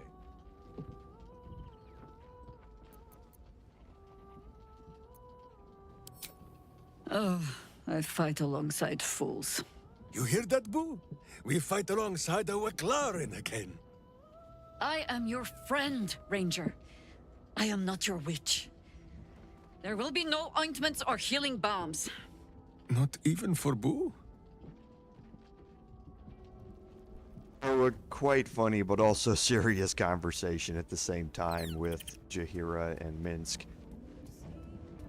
So there are going to be a lot of conversations to have with both Jaheira and Minsk. I think you might have made a terrible, terrible mistake. Huh? Chasing rumor halfway around the city and back. Crossing the guild. Wading through filth. Defying the one creature upon whom your very life depends. All for a madman and his rodent. It was no mean feat to make nice with the sourest puss in the city, by the way. It took years for Estelle and I to trust one another. The Absolute threatens thousands, the entire coast. And still you risked much to help one man. I should berate you, but I can only say thank you. Your reasons were your own. But whether you meant for it or not, your fight is our fight, huh? Both of us. To the very end. Ah, those misty eyes are just age. Yes, I feel myself growing older as we stand here. So, lead the way. We're yours to command. Okay, so nothing else there, and then we talk to Minsk. My friend. Now we have settled the matter of the guild. I fear there is something I must tell you. You and Boo both. It may shock you both to know, but Minsk and this Stone Lord, they are one man. The same one man. And that same one man is Minsk. Never has Boo been more proud of my failures. I wish to believe the Stone Lord's evil was the worm alone, attainting my thoughts with foul dung. But I see now, the dung was within Minsk all along. So I wonder, if Minsk can be a villain, and Nine Fingers a hero, must it be so with all creatures? Is there good and evil within us all? Boo calls this nonsense. Less thinking of bad thoughts, says he, and more breaking of bad bones. But still, I would hear what you have to say on the matter, my friend. Even though it led to evil ends? And even the true Jaheira is not always right. She sometimes pets Boo a little too roughly. Or denies him the breakfast broth so that I must dip him in the pot when she looks the other way. I begin to wonder if good and evil is not a thing of knowing. If it is sometimes a thing that Minsk must decide for himself. Alone. Which is why I'm asking you.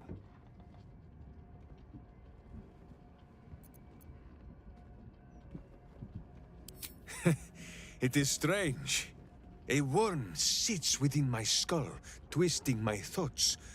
But it is you that have made Minsk see the world anew.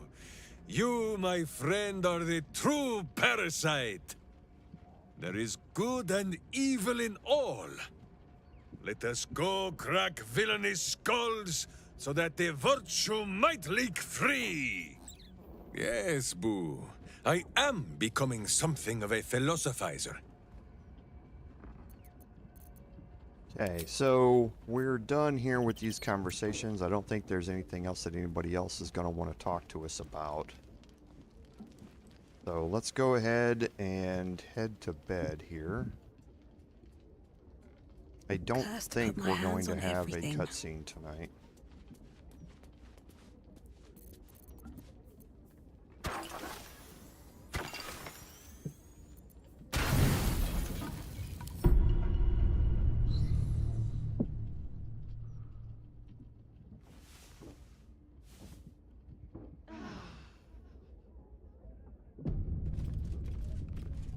Okay, so we didn't. So let's get everybody grouped up here. Let's go talk to Zenith.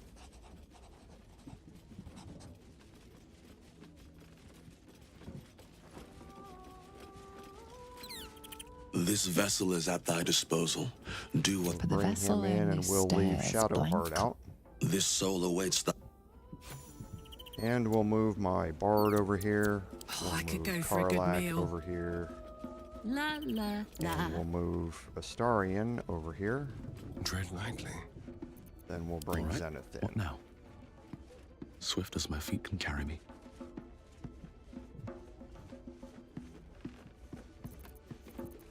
And get ready to cast Hero's Feast. My Pothio!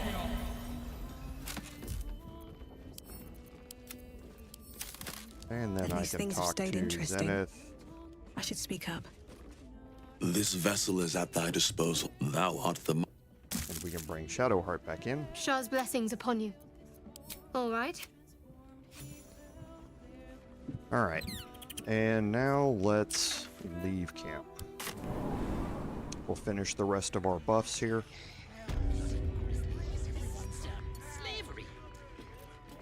So we'll get Speak with Animals. Longstrider.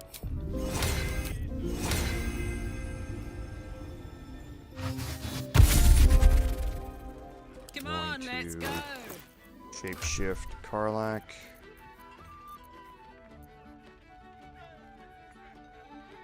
So we find out who's got the. There they are.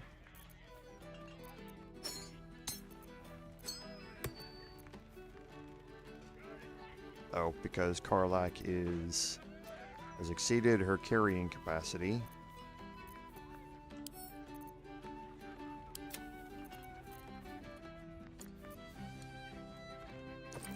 This is the potions. And we don't need the handbag anymore. None of these gloves we're going to need anymore. We don't need the Unseen Menace. We'll leave the Mighty Cloth. We don't need the Psionic Revenge. Okay, that almost gets her down, so we'll probably split these apart.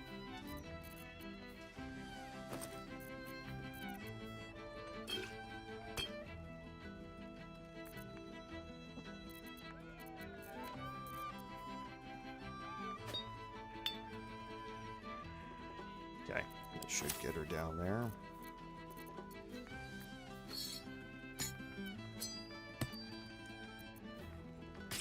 And we'll shapeshift her into a dwarf. Be sure to unequip and re-equip the Dwarven Thrower if she has it on when you do that. And we'll make sure we re-equip this. Then we'll go to Shadowheart. I wonder what the next move is. Equip the Drakethroat Glaive. Make sure I still have the mace on my back, which I do. We'll add cold damage.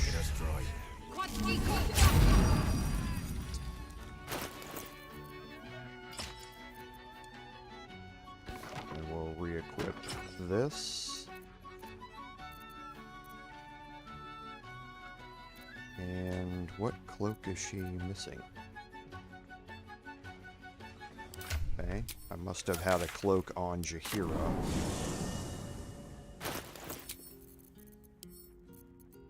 I did, the cloak of displacement.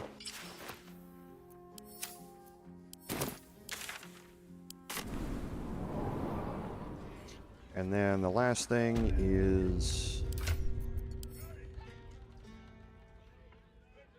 this. So Karlak. What's cooking? I'm getting really low on Elixir of Hill Giant strengths. Watch your back.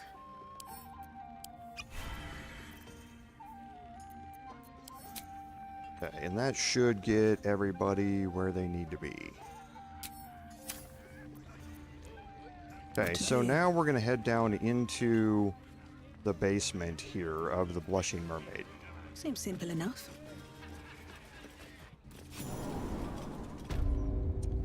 And down here, we need to look and see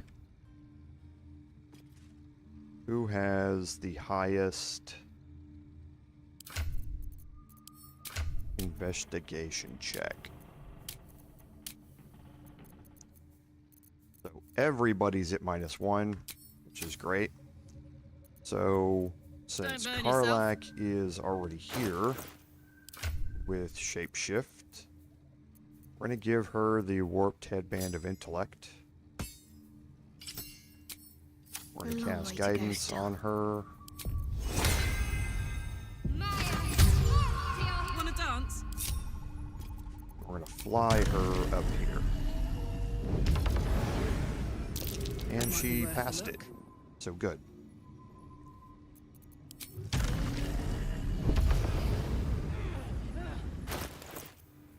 So be sure to swap that back out.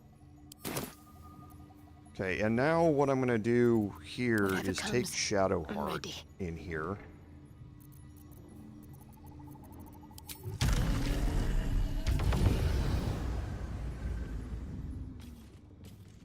And once you discover it, you can just walk through the wall.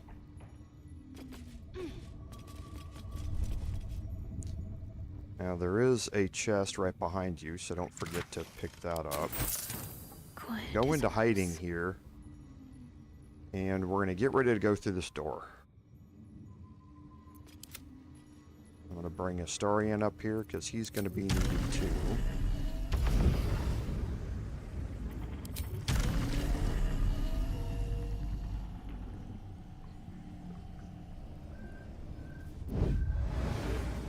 So hard to maneuver here. Don't linger. Because of the camera views. Ready or not. Okay, so I'm going to lockpick the door. Only double nat ones will fail.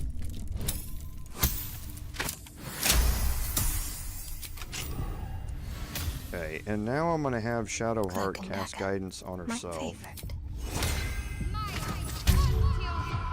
We're going to go back into hiding. Unseen. Perfect. We're going to open this door. We're going to slowly walk ourselves around this corner, and we're going to get an autosave here.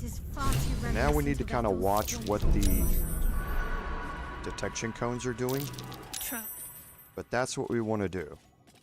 We want to highlight the tripwire there for Astarion.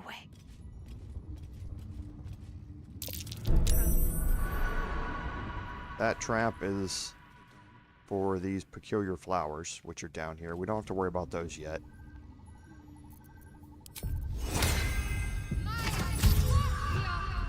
And I'll put Shadowheart back in hiding. Now we're going to take Astarion out here. Silent as the grave.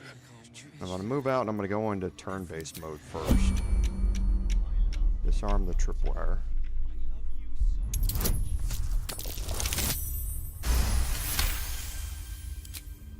Okay, that takes my action. Moving near, see if I pass the perception check, which I did. That's good. Okay, now I can exit turn-based mode and disarm these vents. You don't have to disarm these vents.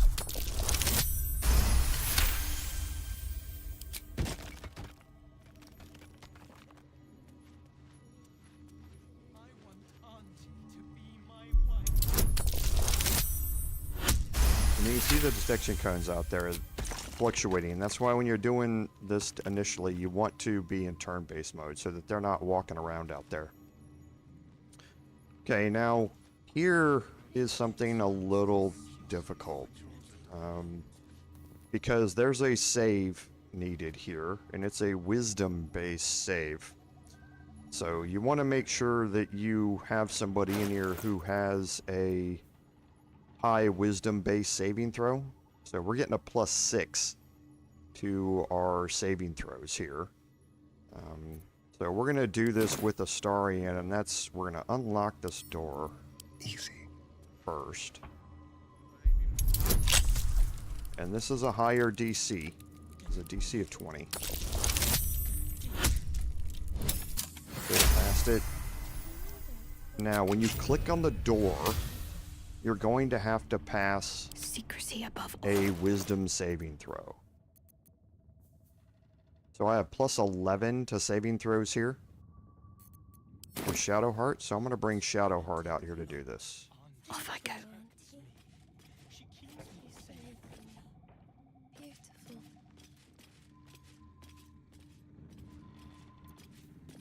Let's have some fun. Gently. I'm ready. And that's a bad spot for Astarion. Really? Now? Move unseen. Cloak and dagger. My favorite. Okay, now we're going to have Shadowheart click on this wall. Okay, so she saved against Vicious Mockery, which is exactly what you wanted to have happen. If you take damage there's a very good chance that you're going to be brought into combat with the masks out here. And we're trying to avoid that because Captain Grizzly, the real Captain Grizzly, is out here with a mask on. And we want to try and save her.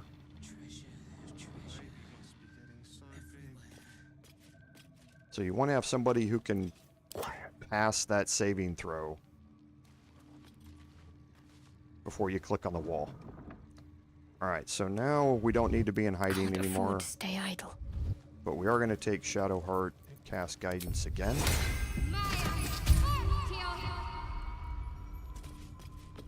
There's a perception check for this lever. This lever opens up this wall here. And now we can must lug my guts through this maneuver hell. Everybody else through here.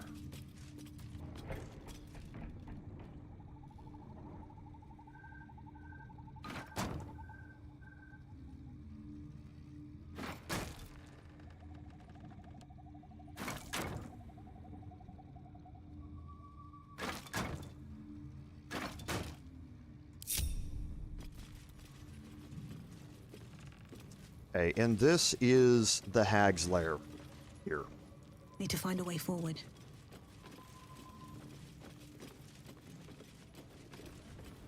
Okay, so let's kind of explain how this area works. So the first thing you see are these Pearl Spore bells.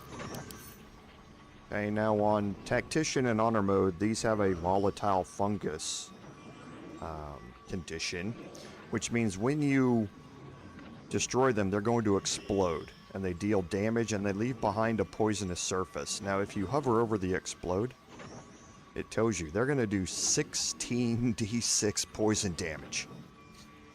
Okay? And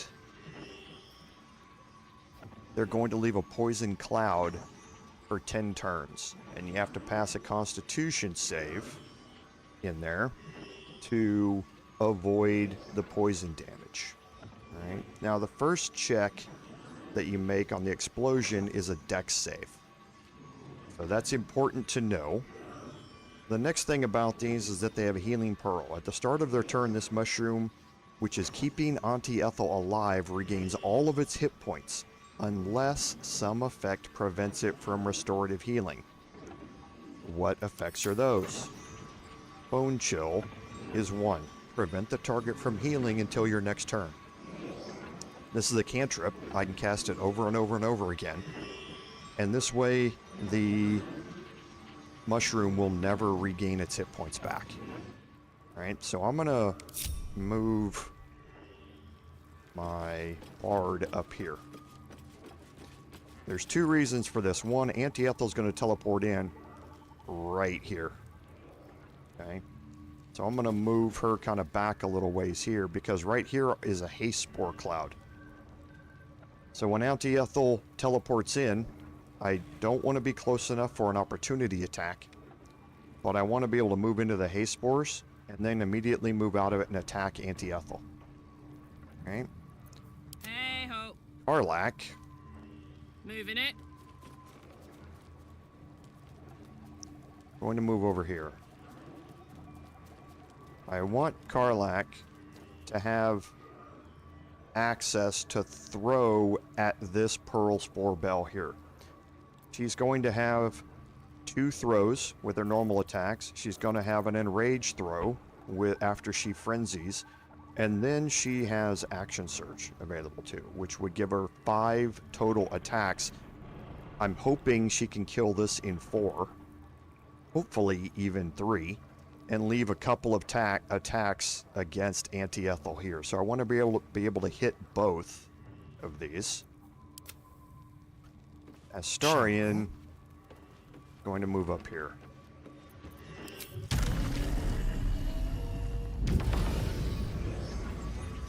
Okay. And I'm not going to put him in hiding. And that's because he has the best chance of avoiding the damage from the Pearl Spore Bell. He has evasion. So if he passes his saving throw, it's going to deal no damage at all. Then I can move him out of the poison cloud and get him back into the fight. What's next, I wonder? Shadowheart is just going to take camp up here. I'll go this way. She's going to be a fallback. She has some damaging spells she can use against the hag if necessary. But what I'm hoping is that I can take the hag out before she even gets a turn. But we'll see how well that works out. It's important here that nobody's in hiding. I want everyone to have an initiative roll as soon as Auntie Ethel gets here. Now, if we had had the fight, if we had exposed Captain Grizzly as being the hag in the Blushing Mermaid, Auntie Ethel would be here already, and she would be roaming around here, and it would be incredibly hard to pre-position anybody in here for this. So it's better if you can do it this way and trigger her whenever you want. And that's what we're going to do now. So we're going to drop a save. And we're going to start casting Bone Chill on this bell here.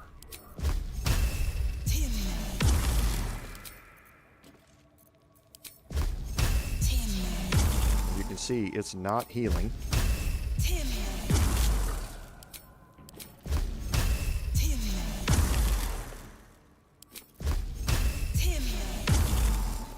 And as soon as you kill the first one, Auntie Ethel's going to appear. No, Petal. That wasn't very polite.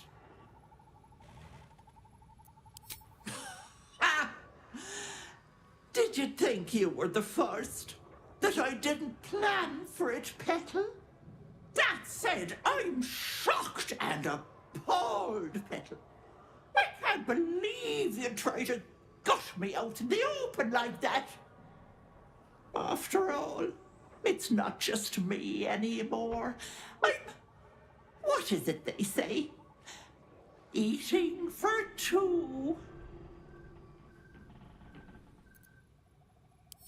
I gobbled myself up a sweet little girl, and she was so very tasty. Venra sits in my belly, growing fat with power.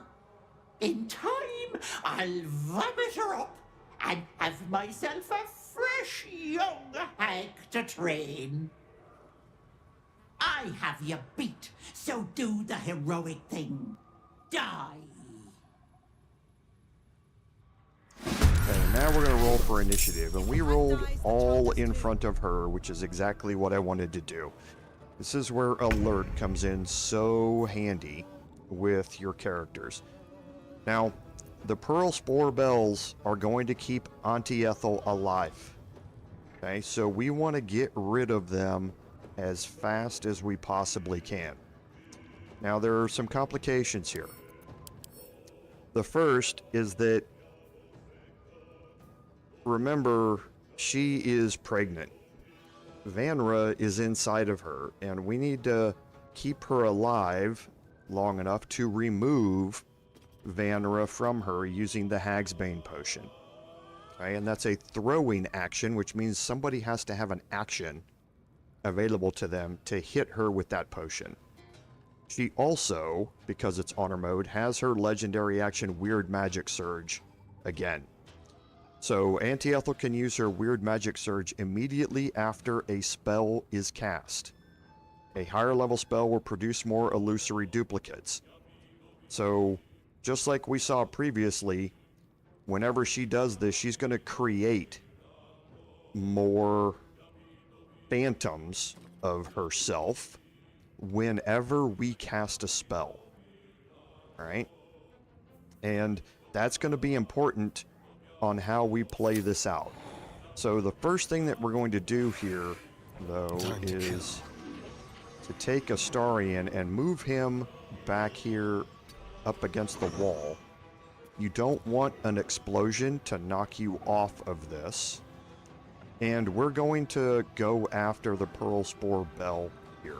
And we're going to start this with a flurry of blows. Now, this is immune to psychic damage, I think. Yeah, it's immune to psychic, it's immune to poison. So we're going to swap to radiant damage here.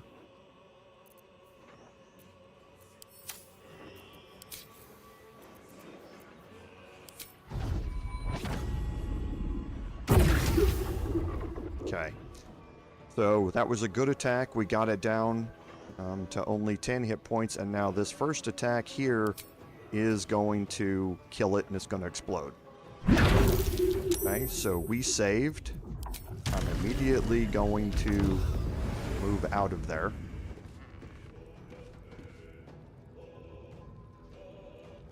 Okay, and now I do have the ability, because I have a second bonus action here, to dash. I want to save that, and I want to see what we can do against Auntie Ethel on this turn. Let's go. So now a lot is going to depend upon Karlach here. So we're going to Frenzy. We're not going to use our Enraged Throw yet. We're going to start off with our regular throws. And I'll probably need to move out here a little bit.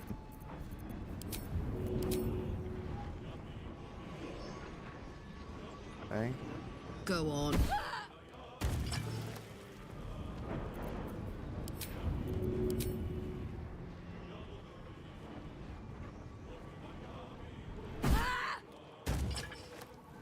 Okay, now I'm going to use my action surge.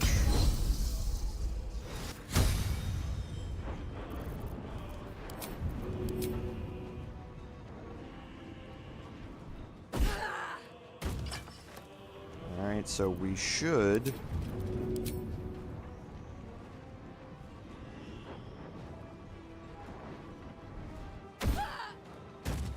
kill it there.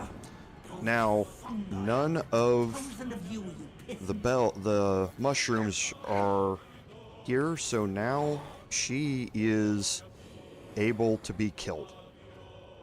Okay, so we're going to start that off by an enraged throw here. Now, Auntie Ethel. Okay, so she's still listed as a medium creature here. I'm going to move back against the wall with Karlach as well. Just so if we don't kill her, and we'll be okay. But I need to move out of the wall before I throw.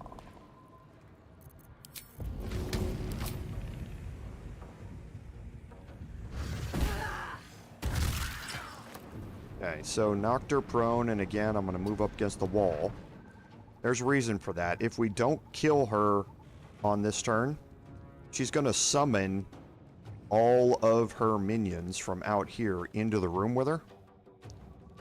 And they love to shove you off into pits and chasms and all sorts of stuff like that. So make sure you're not sitting next to those areas.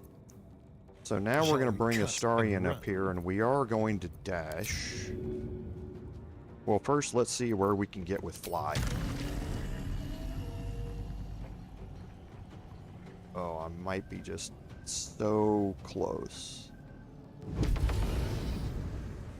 It would be nice if I could reach her here, but I don't think I'm going to be able to. Yeah. I'm just a tiny bit short. Would have been nice to be able to use that bonus action with Flurry of Blows on her.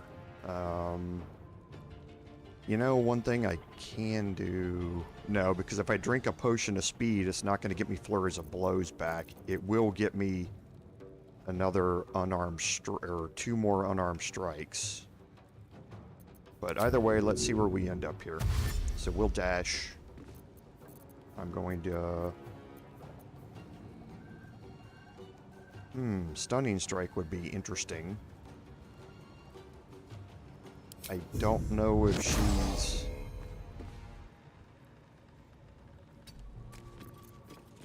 going to be very susceptible to it. It's a Constitution save.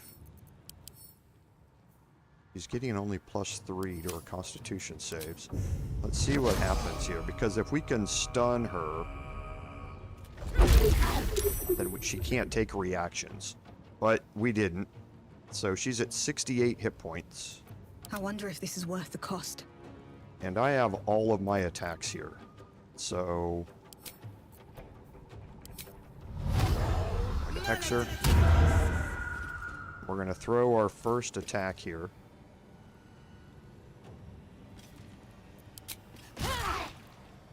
Okay, and I'm not going to react. She has 25 hit points left. Ready. I'm going to have Shadow Heart now.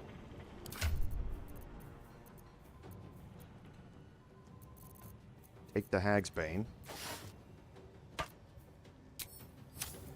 And she's going to throw it at the Hag.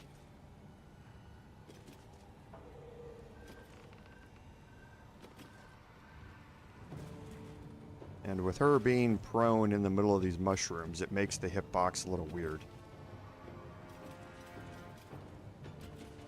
Let's just throw here. Do it this way. It shall be done. What did you... Stay down, Vanra! No! No! Stay down!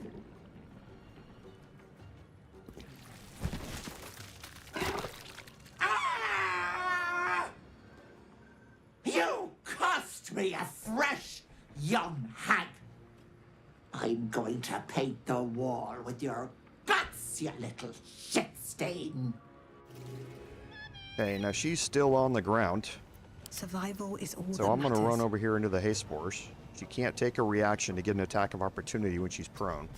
And now I'm hasted, and this is more than enough for me to be able to kill her. I'm pretty sure I'm going to kill her with this hit, but if I didn't, I have a whole nother action now available to me.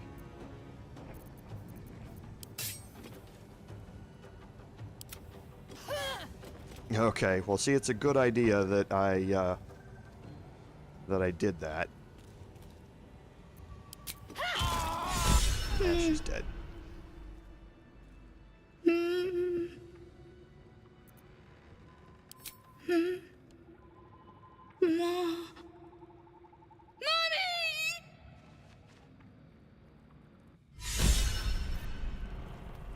Okay, so now we want to do We'll come back into this room here in a second. We want to head back out here. Time to press ahead. We want to go look at the survivors really quickly. I'll give it a shot.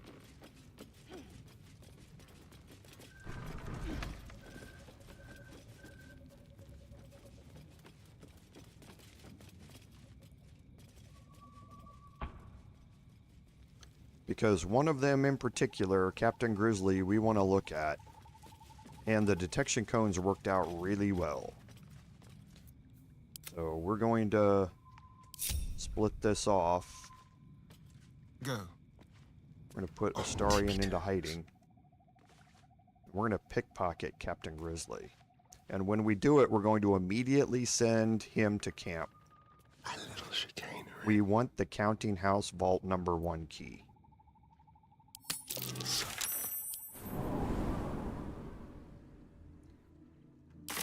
Okay, so now we'll head back to our main party, and Captain Grizzly is now gone. Oh, she stayed here. Interesting. Okay, yep, she's been robbed. She's gonna know that you stole from her, and she's gonna take off and go try and alert the Steel Watch. Now, have no fear, she's gonna come back here in a second, and we're gonna be able to talk to her. The other thing that's somewhat important, it doesn't have to be, but, and there she comes back, is not to be shapeshifted when you kill the hag. Whatever form you are in, whatever disguise you are in, is the disguise that you're going to have all the attitude adjustment with on Captain Grizzly. So if I'm shapeshifted right now, then that shapeshifted appearance is going to have a green outline on Captain Grizzly, and she's going to have a higher attitude towards you. But then your normal form is not. And you'll see why this is important here in a little bit. But I can go talk to Captain Grizzly now. Something's on my mind. I've raided warships, fought every beastie the sea can throw at you. And I've never flinched. Not once. But Ethel? Umberly's tits. She snapped her fingers and had me. I would have died for her. Wanted to. Then you showed up. Armed to the teeth. You could have killed me. Been right to. But you didn't. You have an old captain's thanks.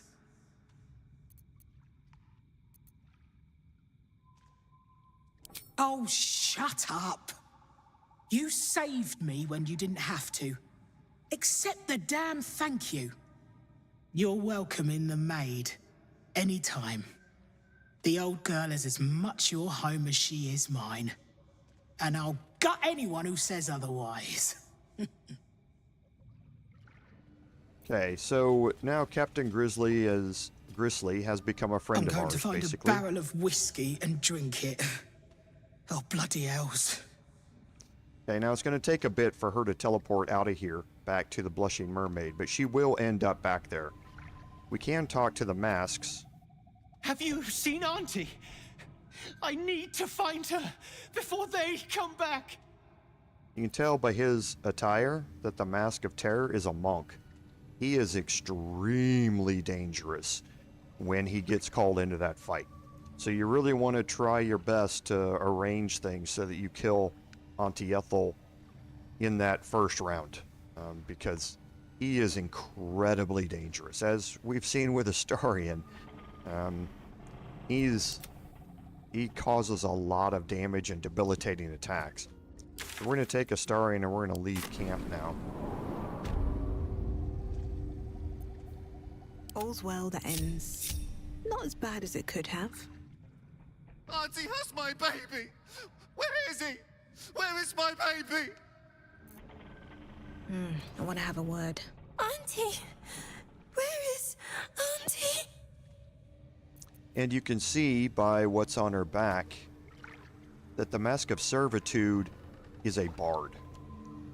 She also, it seems she never misses on landing Tasha's hideous laughter. I don't know what makes her special. She does have a high charisma, so it's easy for her to land those things.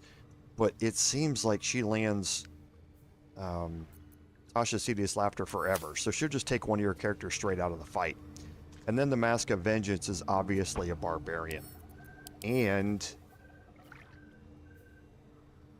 it doesn't tell you which one he is. I think he's the Bearheart barbarian, so he does massive damage. So if they get called in this fight, it's really seriously a pain to deal with. So a couple of things out here. We do have a pouch over here we can search. Okay, and now here we're going to have an Arcana check, I believe. So everybody's equally bad at Arcana checks. So we'll take Karlach. Give her the Warped Headband of Intellect again. Have Shadowheart cast Bless on her.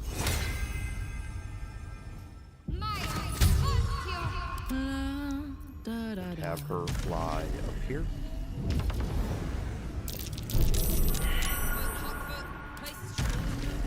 And then fly over here. And she passed all but one perception check on that right there. So she did good. Careful. Okay, so now we'll send Astarion up here.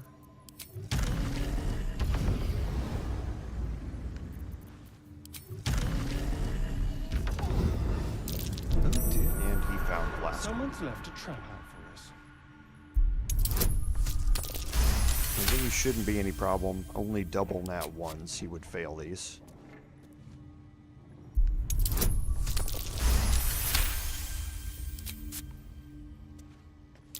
Traps.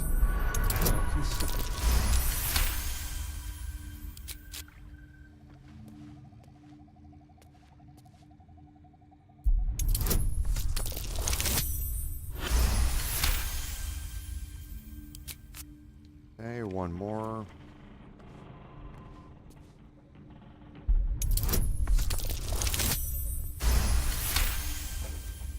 And then disarming the chest. And it's strange, the chest is not a perception check to find that trap, it's an Arcana check. Not entirely sure why. It may have been miscoded in the game, but whatever it is, it's an Arcana check.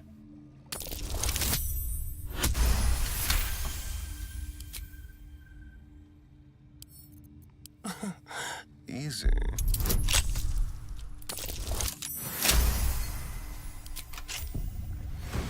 And in here is just some gold and a bronze chalice. Moving over here, it looks like the gnarly cauldron has a trap on it. It does not. For some reason, it just shows that way. But up here's a Mind Flayer parasite specimen. So make sure you make your way up here. You don't want to miss out on these. A little souvenir.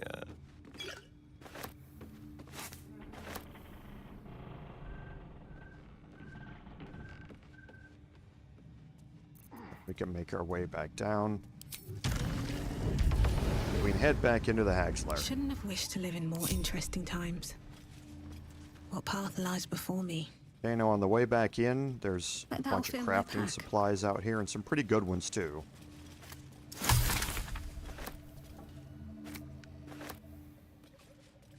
Okay, there's also another Whispering Mask on the table.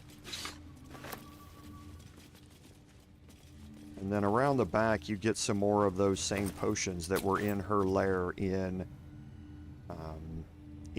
Act 1. None of these you want to take. They have detrimental effects that you don't want to deal with. Okay, and now in here. So there's not a whole lot in here to search. There are some things, random things that we can pick up in here.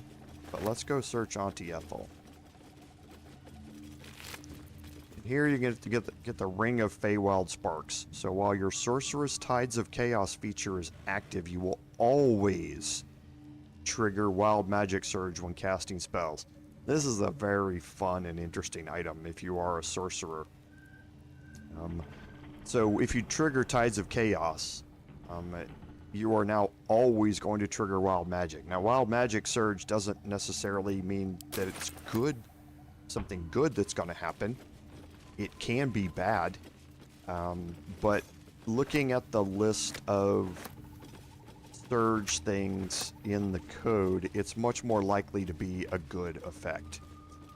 So this gives you an opportunity to always be triggering that, which, like I say, is interesting at the very least.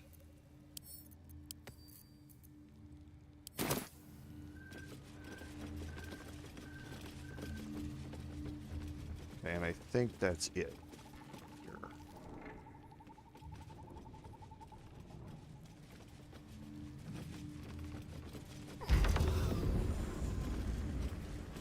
Okay, so now we don't have to walk our way out of here. We certainly can, if we want. But we can also head back to the lower city central wall.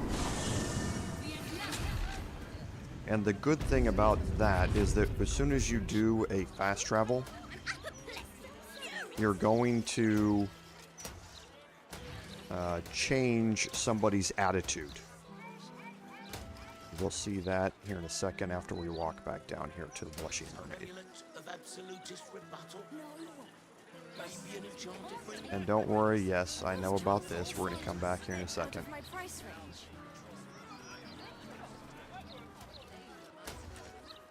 Okay, so here's the Blushing Mermaid again.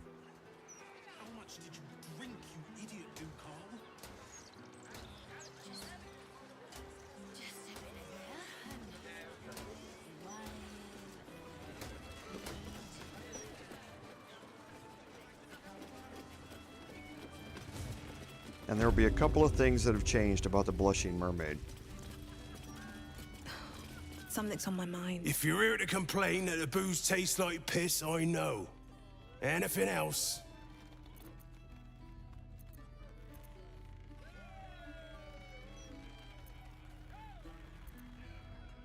So it opens up some dialogue options here with Bosun Gannett.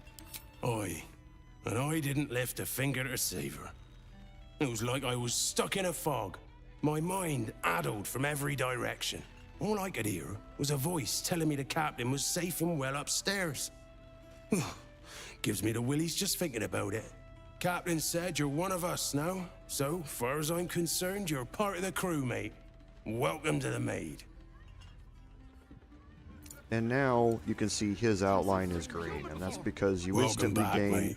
What can I get you? You instantly gain. Take your time.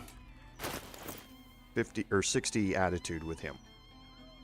Okay, so he becomes another vendor, but he also becomes somebody that you can buy food items from as well, if you want them and or need them.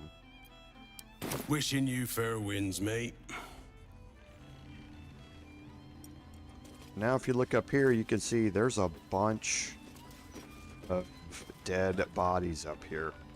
Now these are all the tipplesome patrons that used to be here previously. It turns out they were disguised redcaps.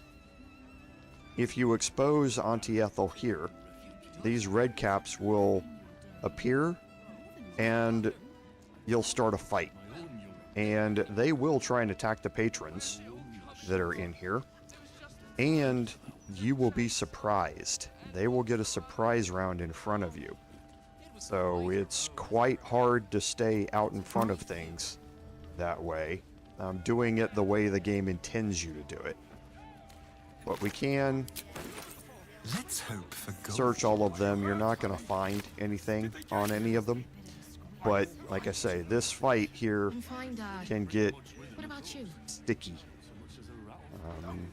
If you're trying to take all these red caps out, because you can see on honor mode, they have a lot of hit points. A lot of them. And I think there are 5. Yeah, there are 5. Auntie Ethel will teleport out. She will teleport down to her lair. But yeah, they all have a lot of hit points, and it can be a difficult fight.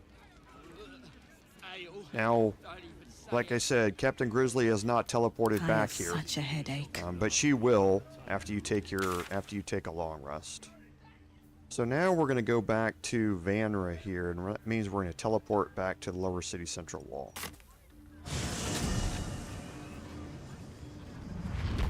And for this, we're going to head up this way. With haste. Didn't stop them running. Because Vanra's house is right here.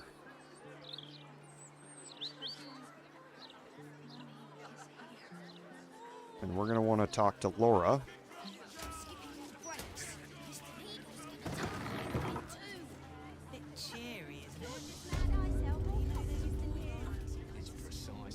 And looks like they might be upstairs. How about we bake something? You love baking. Remember? And we'll talk to Lora here. You brought her back. You brought back my sweet, sweet girl. It was everything. I'll never forget it. Here. A token from the pirate life I left behind. Thank you for being braver than half this city put together. We could go Okay, now that you only get the rewards if you save Vanra. So that means if you kill the hag and you don't have her vomit up Vanra, you're not going to get these rewards. Now, I did not prioritize this quest because I knew I was not going to need either of these rewards. I was not going to be using a build that worked around this. However, you did see how powerful the duelist prerogative was on my bard during my last bard livestream. For a duelist build, this thing is incredible. And for your Gloomstalker assassin, Astarian build, this weapon is amazing. It is one of the best weapons in the game. It's a +3 rapier, which is finesse, so it uses dexterity, not strength. It has the elegant duelist perk when it's used in your main hand. So while your offhand is empty, that means you cannot be dual wielding and you cannot be using a shield. You score a crit when rolling a 19. This, when you pair it up with the other items, is what's going to allow you to get a possible 15 as your crit. So you'd be critting on 15, 16, 17, 18, 19, and 20. That is 7 out of the possible 20 dice rolls. So you're critting 1/3 of the time that you hit. That is an incredible amount of damage that you can deal out. You also gain an additional reaction. Now, what's interesting about this is, especially if you pair this up with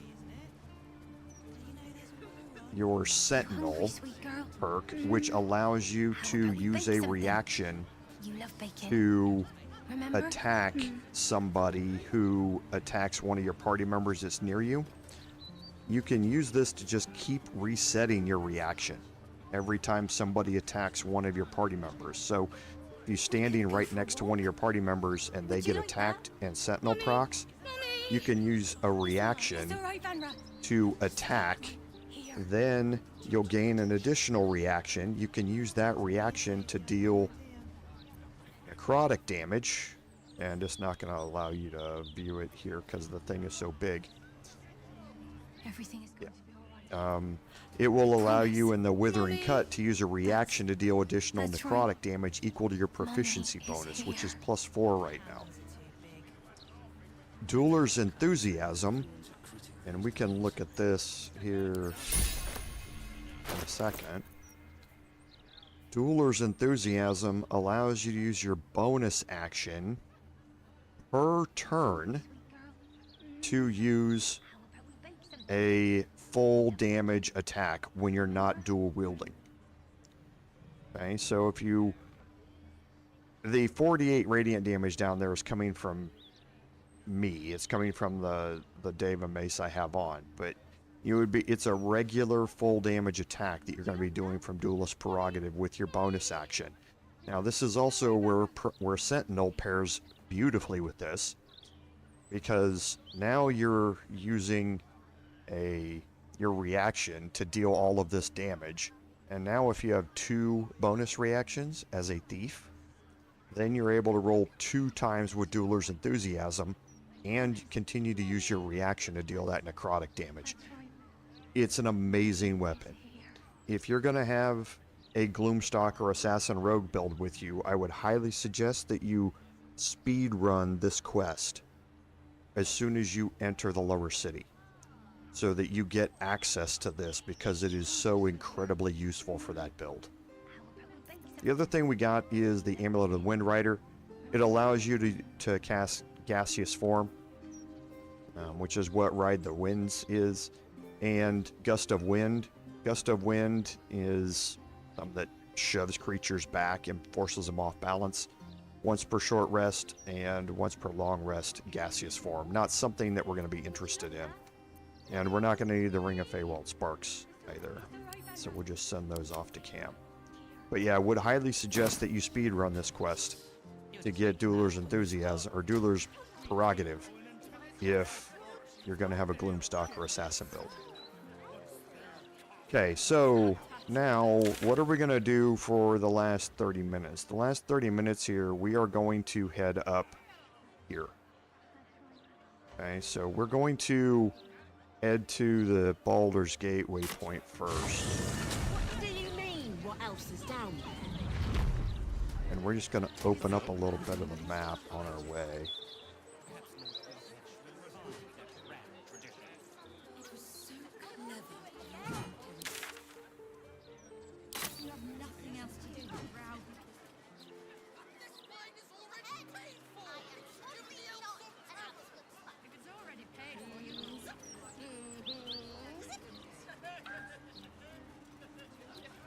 And we're going to head up here to the main entrance to the park.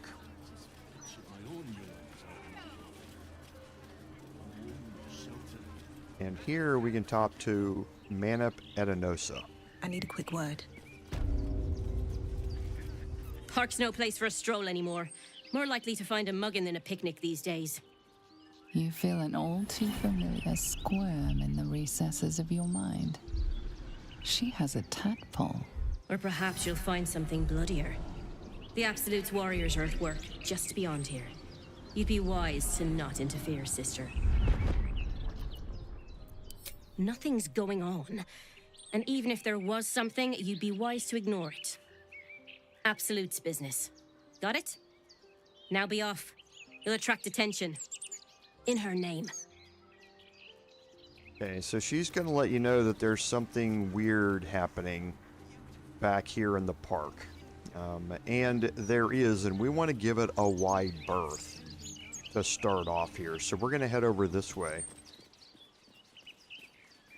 around the outside of the park. Now, while we're here, we can do a little bit of searching, because there are all sorts of I'll take that.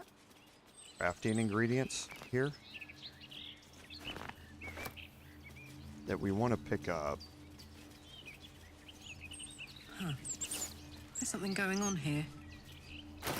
And let's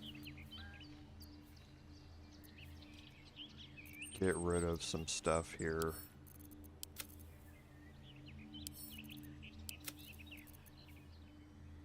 I'll keep that. I want the brain drain gloves. Circlet of hunting we don't need. Don't need the helm there. Or arcane bolstering. And the robe of exquisite focus.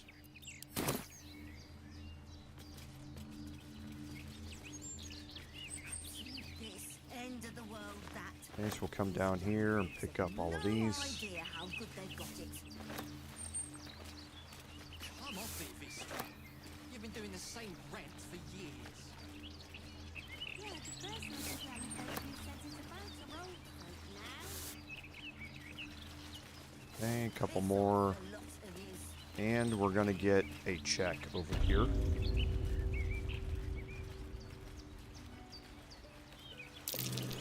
There it is.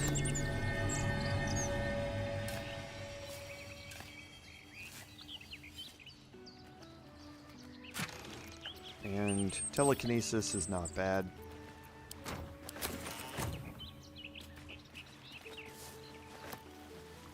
Okay, so we'll head back over here. We're going to start making our way back to the east. We'll pick up a couple more crafting ingredients on our way.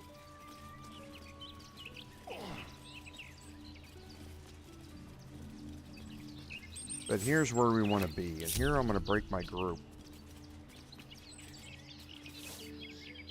Go into hiding. Their business, I'll be fine. And I'm going to be careful as I walk along here, because there are two NPCs that are patrolling here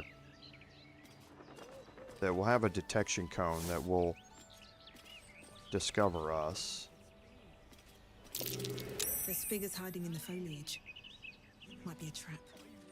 And once you get close enough, you'll have a perception check. That perception check revealed that we have some people that are ambushing up here. We have 2 archers. We have a Reaper of Baal. And down here we have Syrian, who has 3 turns of unstoppable, and we have a sinister hooded man with an aura of murder, but we also have a Death's Head of Baal right here. This Death's Head is going to spring an attack against Wendell and Eugenie, and we want to stop that. And we're gonna stop that with our bard. But here come the NPCs here, so I'm gonna wait and watch this.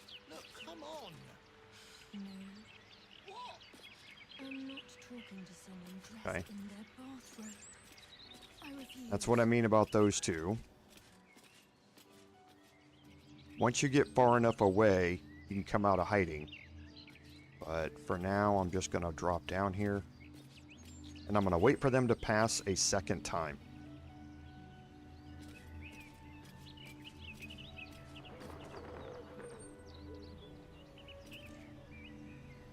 And then I'm going to make my way up here into this area.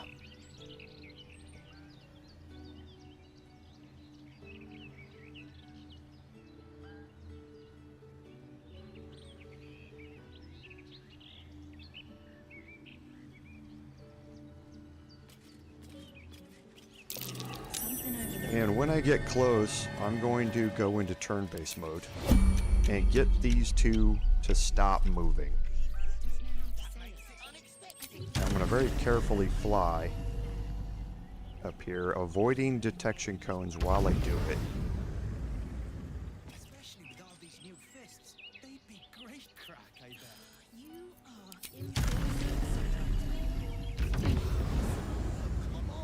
And there's a little spot that I can walk through here to get over next to him. And I can fly over there too.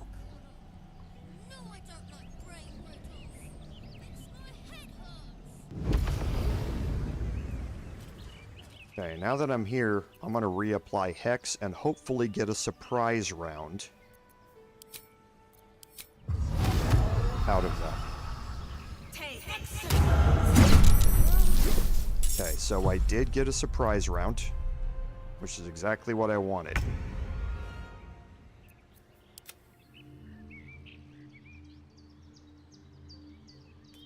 Now, before I get too close, I feel like a rothe in a tea shop.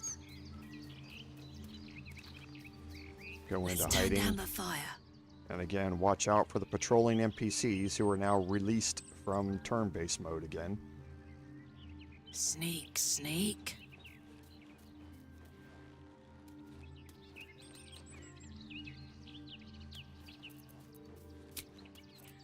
I can't take a short rest while party members in combat, and I forgot to renew that. So I won't have my action surge, which is a bummer. I messed that up.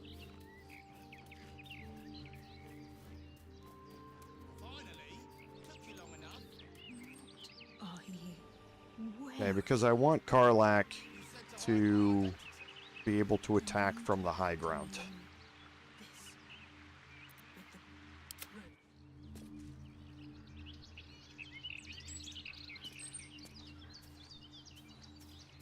Let's keep to the shadows.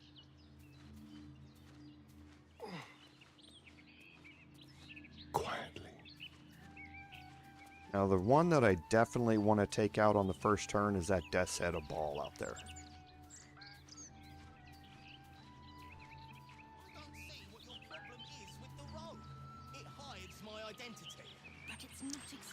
So let's see what we can do with Karlak here. Because has 3 turns of Unstoppable. So I need to remove that Unstoppable.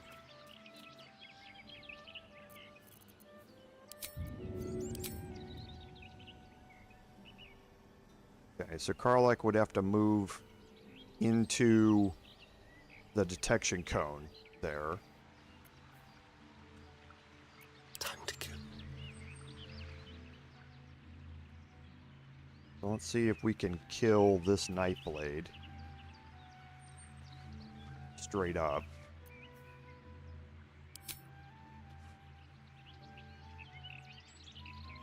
No, I want to do this with a bonus action instead.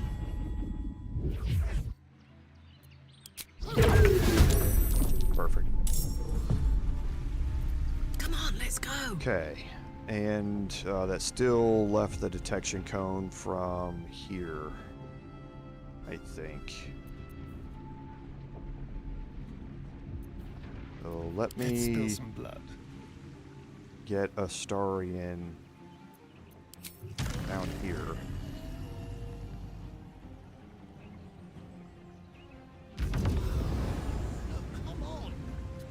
And see if we can knock Syrian over. Saved.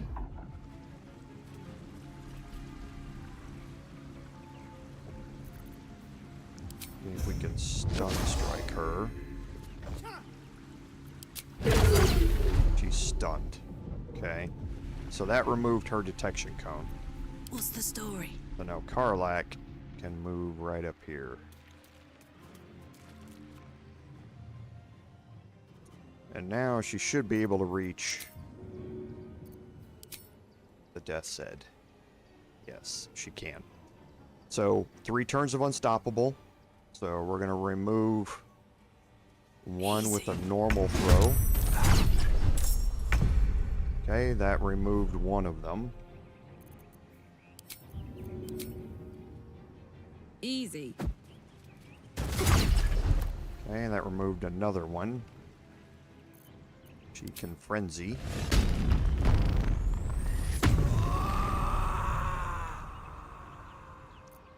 Now I'm going to... Let's go. Actually, I did that wrong. Because Enraged Throw is going to remove 2 turns of Unstoppable. So I messed that up.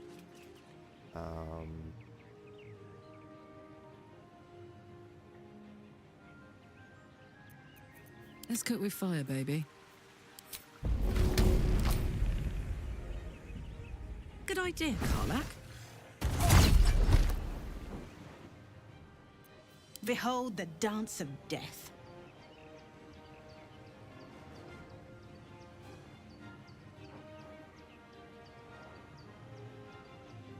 Okay, so I rolled a 20. I rolled a crit, which is amazing. Because that is going to do 84 points of damage in 1 hit. So now I don't need to roll Divine Smite.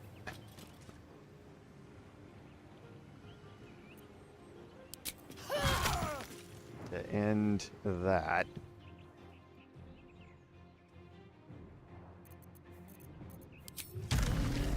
Now I'm gonna fly down here.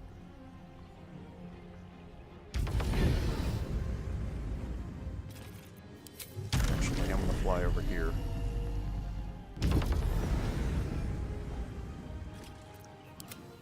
And now Shadowheart.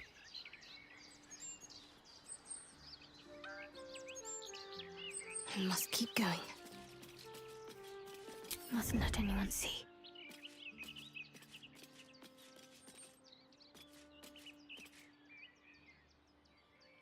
Wait for these detection cones to remove.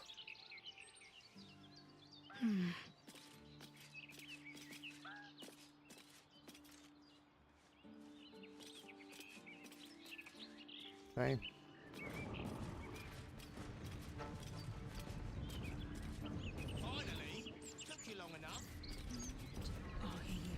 And now we're going to move Shadowheart over to the other side.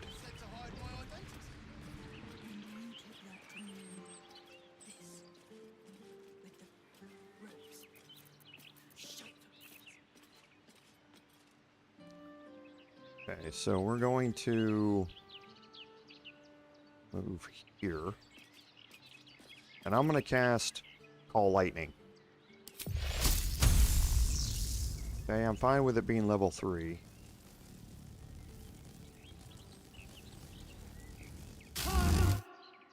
I'll put Destructive Wrath on it. Okay, and you see what that also did is it knocked the Nightblade off of here, and that's because of the repelling action that she has. It goes along with her elemental spells. And now her actions have been reset, and I can recast All Lightning. I cannot believe you. Would prefer to cast it here. Well, if you can't believe it, that makes it unexpected, which is good, right?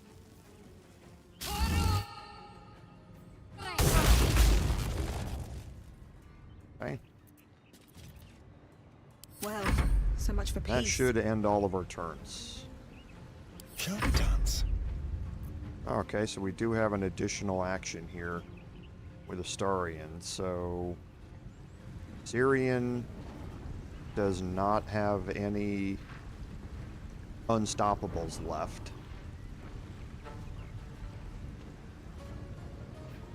I don't need that. Okay.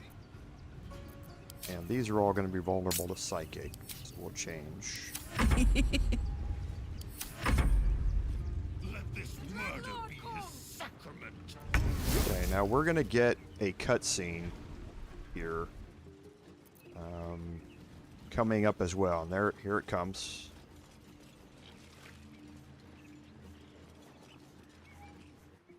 Keep out of this, Captain. Do not forget who you serve. Of course. Apologies. I warned her not to interfere. Not I. We. And we do not serve. Defective. Very well. Another offering to Baal. Okay, and that's going to bring in the 3 guards as allies. Now, there's something important about this, in that Mana Edenosa, we learned, has a tadpole. However, and Mana Edenosa is going to die. There's nothing you can do to prevent that.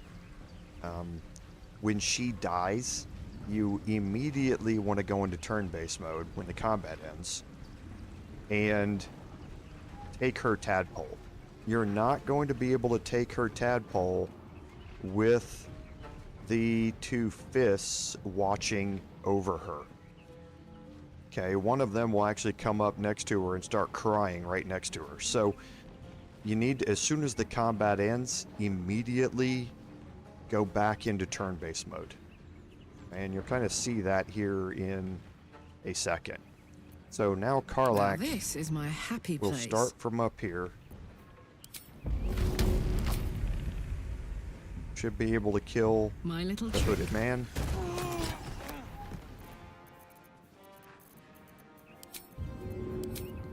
Should be able to kill the Nightblade. Might be able to kill Syrian. Okay.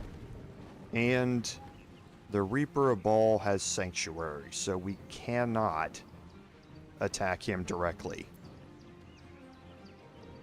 Nothing will stand in my way. Now what we can do is move back a little bit. Actually, just move to this side, I think. What's the plan? Go to Shadowheart and have her recast Chain Lightning.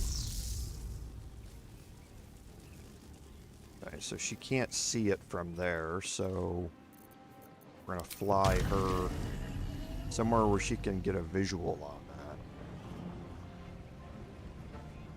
Don't know if she'll be able to cast Chain Lightning from there, so I'm gonna bring her down here.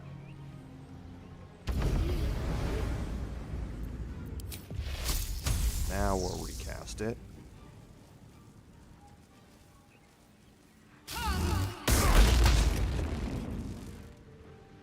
Okay, still got Sanctuary, but it did cause us some damage, or cause some damage to him.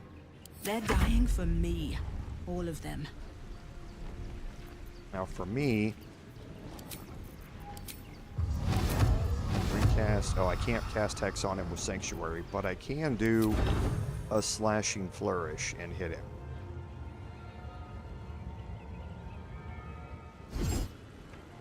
Okay, and I don't need, well, I might as well, yeah, because I probably am going to use a long rest. Let's use Executioner here and roll a crit. Quick! Must be quick! This mind is small, fragile. Listen now!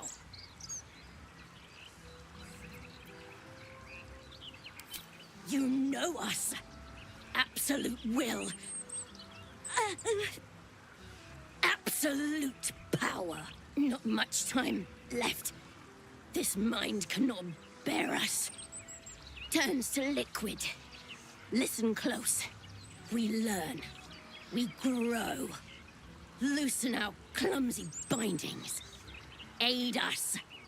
Necromancer dead. Changeling and tyrant remain at odds. Kill them. You have a place in my grand design. What happened? Why do I taste copper? Now immediately go into turn-based mode, like I said, Seems like because a good moment to the fists are going to come running, okay? And we need to loot her, and she's marked as steel. So we're gonna have Shadowheart cast Darkness.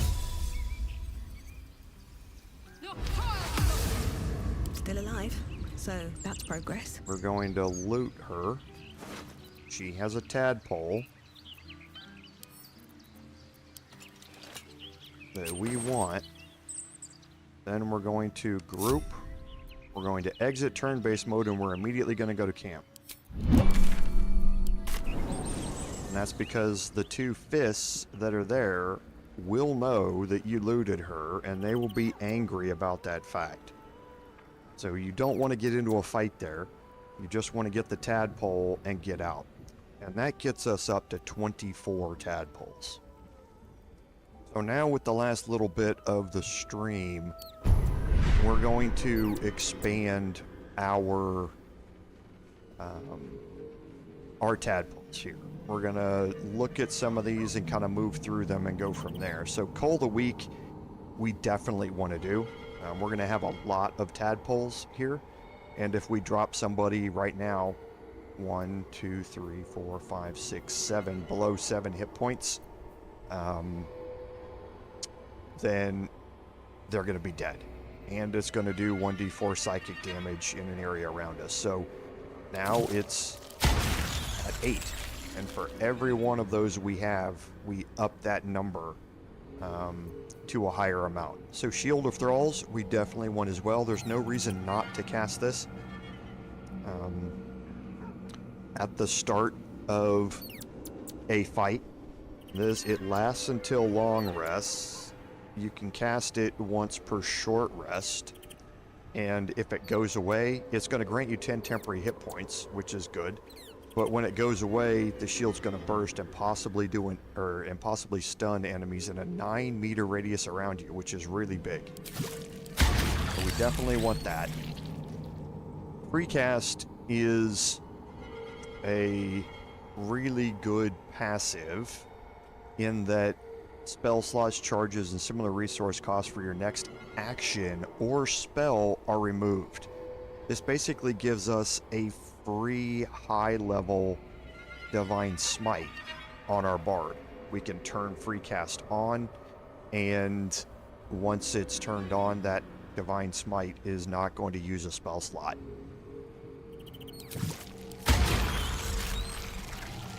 So Mind Sanctuary is okay.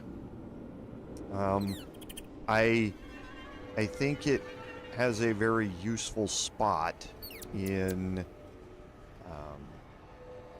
the playthrough, in that it basically, within an AoE, it hastens the creatures that are within it.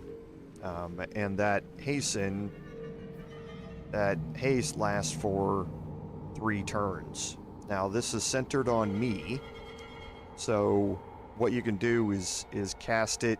Any of your allies that are within you or within that source are going to be hastened. Now it can also be a bit of a detriment, and you'll kind of see a little bit of that if we decide to go that way. Psionic Backlash, there's no reason not to have this. It's free damage anytime somebody casts a spell. So Mind Blast, I tend to find that this thing doesn't land nearly as often as you would expect. It's an intelligence save to avoid the stun, and it's once per long rest. Like I say, enemies just seem to save against it quite a bit. Repulsor, I think, is pretty stupid. The only reason I would ever take it is if I was trying to get to fly, but since I don't need that. Displace here, and Black Hole. Black Hole is very useful. Displace, meh, not so much. But if we do cause somebody to take fall damage by using, like we did in the last encounter, our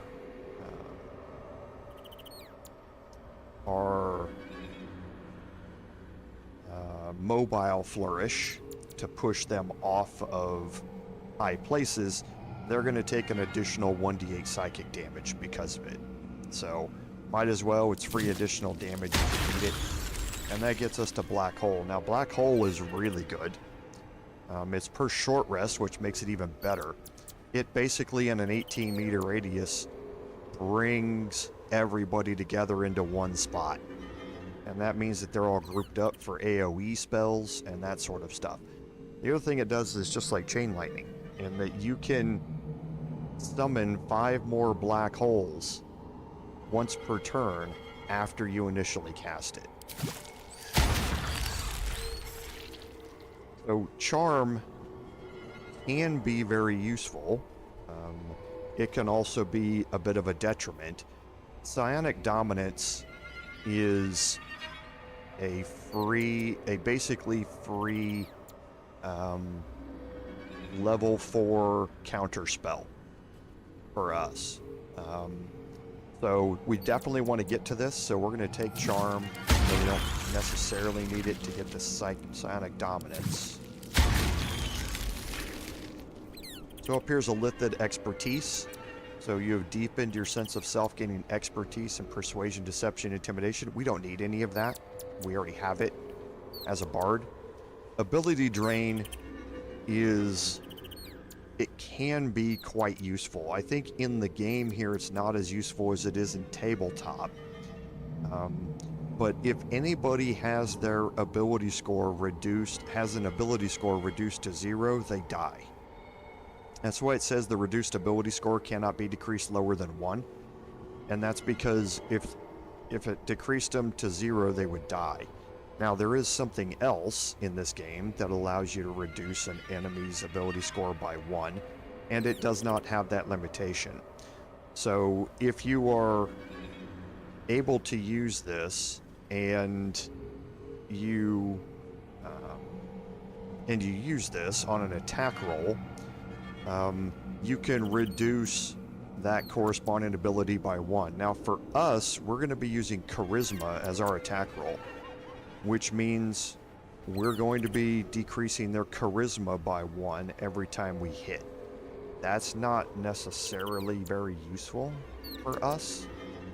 Charisma doesn't do a lot except against sorcerers, but it is something that we can kill high-level enemies if they have a low charisma and we hit them enough to reduce their charisma to 0.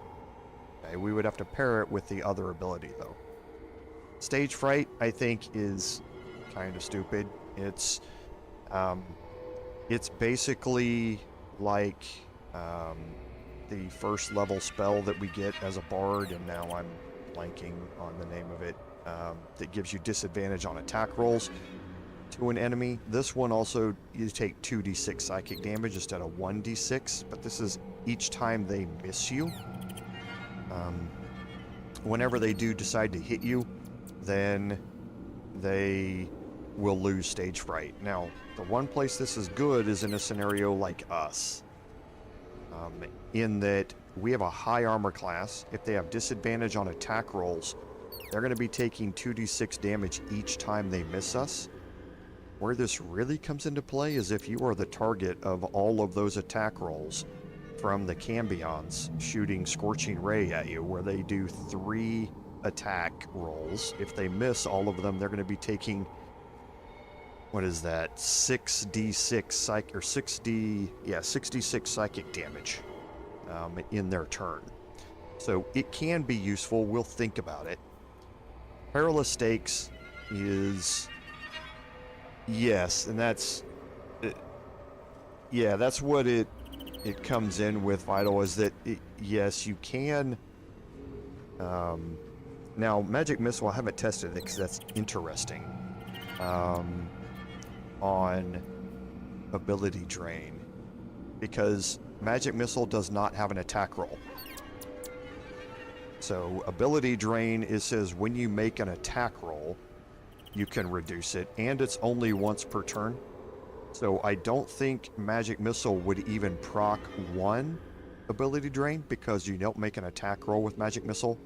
But even if it did, it would only do it once per turn. So what this is really useful for is when everybody has ability drain, and then once per turn, all 4 of your characters are able to reduce that target's ability by 1. Then you can, in 2 turns, drop it by 8. 3 turns, drop it by 12, and if you pair it with the other ability, you might be able to kill somebody that's, one of your boss enemies in 3 turns. So Perilous Stakes is basically a 2d8 heal. Whenever it attacks, it's going to gain that healing. However, it is vulnerable to all damage. I tend not to use this because I think Absorb Intellect is not very useful unless you have a build that works around it. And Absorb Intellect is the ability I was talking about that can reduce an ability score by 1, in this case Intelligence, and it does not have that limitation of dropping it only to 1. It can drop Intelligence to 0. So if you were attacking a target with ability drain and you were using your wizard to do it, and you were using intelligence-based spells for that attack roll, you could reduce their intelligence by 1 every time that you did it, and then cast Absorb Intellect, reduce their intelligence to 0, and they would die. It does not matter how many hit points they have. When that happens, they would just die. Okay, so that's the pairing of the 2 things here, but it has to work with intelligence, which is why I don't feel ability drain is really all that useful for me. So now looking at our tadpoles, we have 5, 6, 7, 8, 9, 10, 11, 12, 13, 14, 15. So now, whenever an enemy drops to 14 hit points, they're dead. And that's because Cull the Weak is going to proc.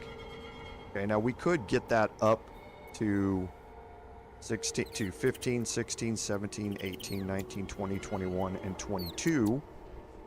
So anytime they drop to 22 hit points or less, they would die. But I think it's a waste of some of our tadpoles, because we're going to be looking at some of our companions to get things like Shield of Thralls and Psionic Backlash, as well as Free Cast. So we want to save some tadpoles for our companions as well. The one thing that I think about coming back to is Mind Sanctuary. You know, I don't use it very often. You know, I might as well just pick it. Not much thinking about it. Let's just pick it. And for the rest of them, I don't think I'm going to be using them for this. Okay, so now by this time, it's probably worn off. We're not going to take the chance, though. We'll go back to Baldur's Gate. And we will head back into the park.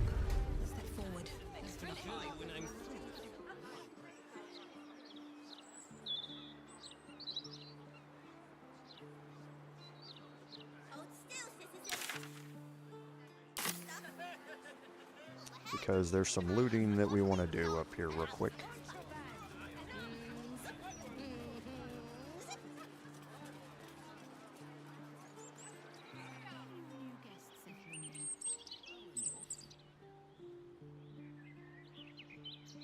And we should see the two fists down here.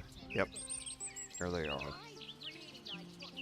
Yep, there's the other one, Fist Bella. Like I say, she'll run up there and she'll sit right in front, and if you cast darkness on top of her, she'll get angry about it, and you'll have a fight on your hands. So you need to loot Mana Edenosa before she appears. Where are we with... So Astarion has plenty. Keep a blade close. Loot the Death's Head. This way.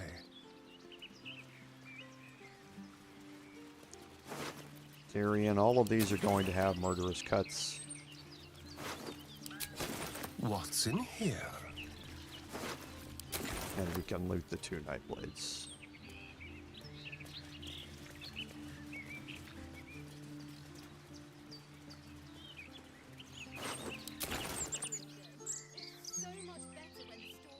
Okay, so we do have a beehive here real quick, and we're just going to run a couple of minutes long just so I can loot the rest of the park here. I wonder.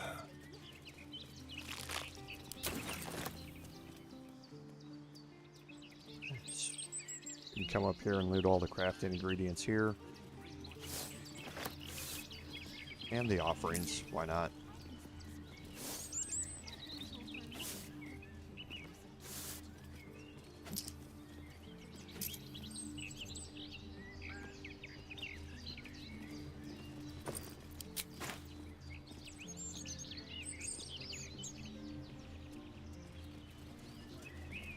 There, we got a wizard hat over here. Let's have it.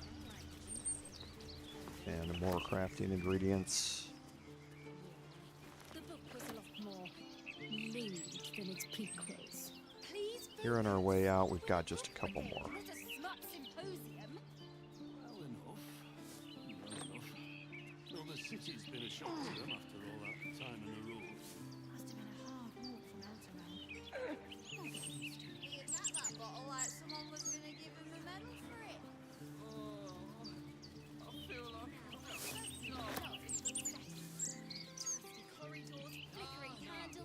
Okay, and I think that's it.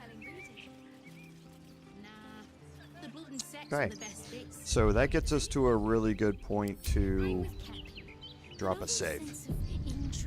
So next week, what are we going to be doing? Well, we're going to start looking at Sorcerous Sundries.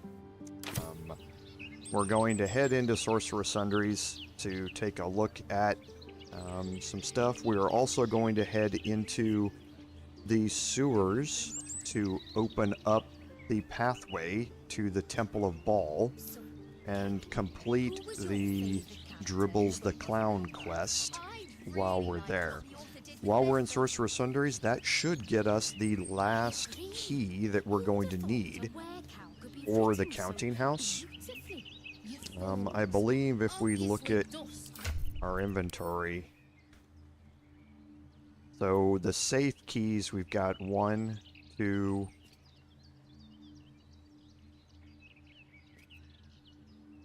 this might be just not displaying them all.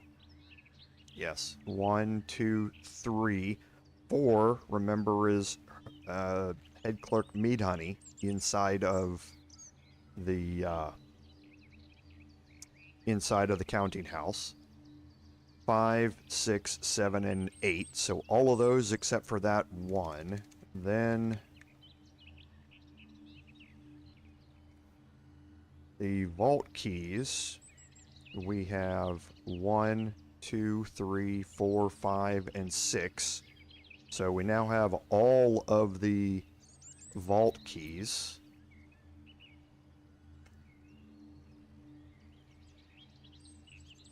And for the high security vaults, we don't have high security vault key number 1. That is in Sorcerer's Sundries. But then we'd have 2, 3, 4, 5. We don't have 6. 6 is in the Iron Throne. So I forgot about that one. That'll be the only key that we don't have. And the only key that we might not get. So I'll head back to the counting house next week, and we'll open up all the vaults, because then if we don't get 6, we have 7, 8, and 9. So we'll have all of the counting house keys as well, so we'll go explore that. So as always, I think that gets us to a really good point to end the live stream. As always, thank you all for being here. Thank you all for the support that you give me, because as I've always said, without your support, none of this would be possible. This is Commander Jorval saying, until next time, fare thee well. Now, I personally loved book setting.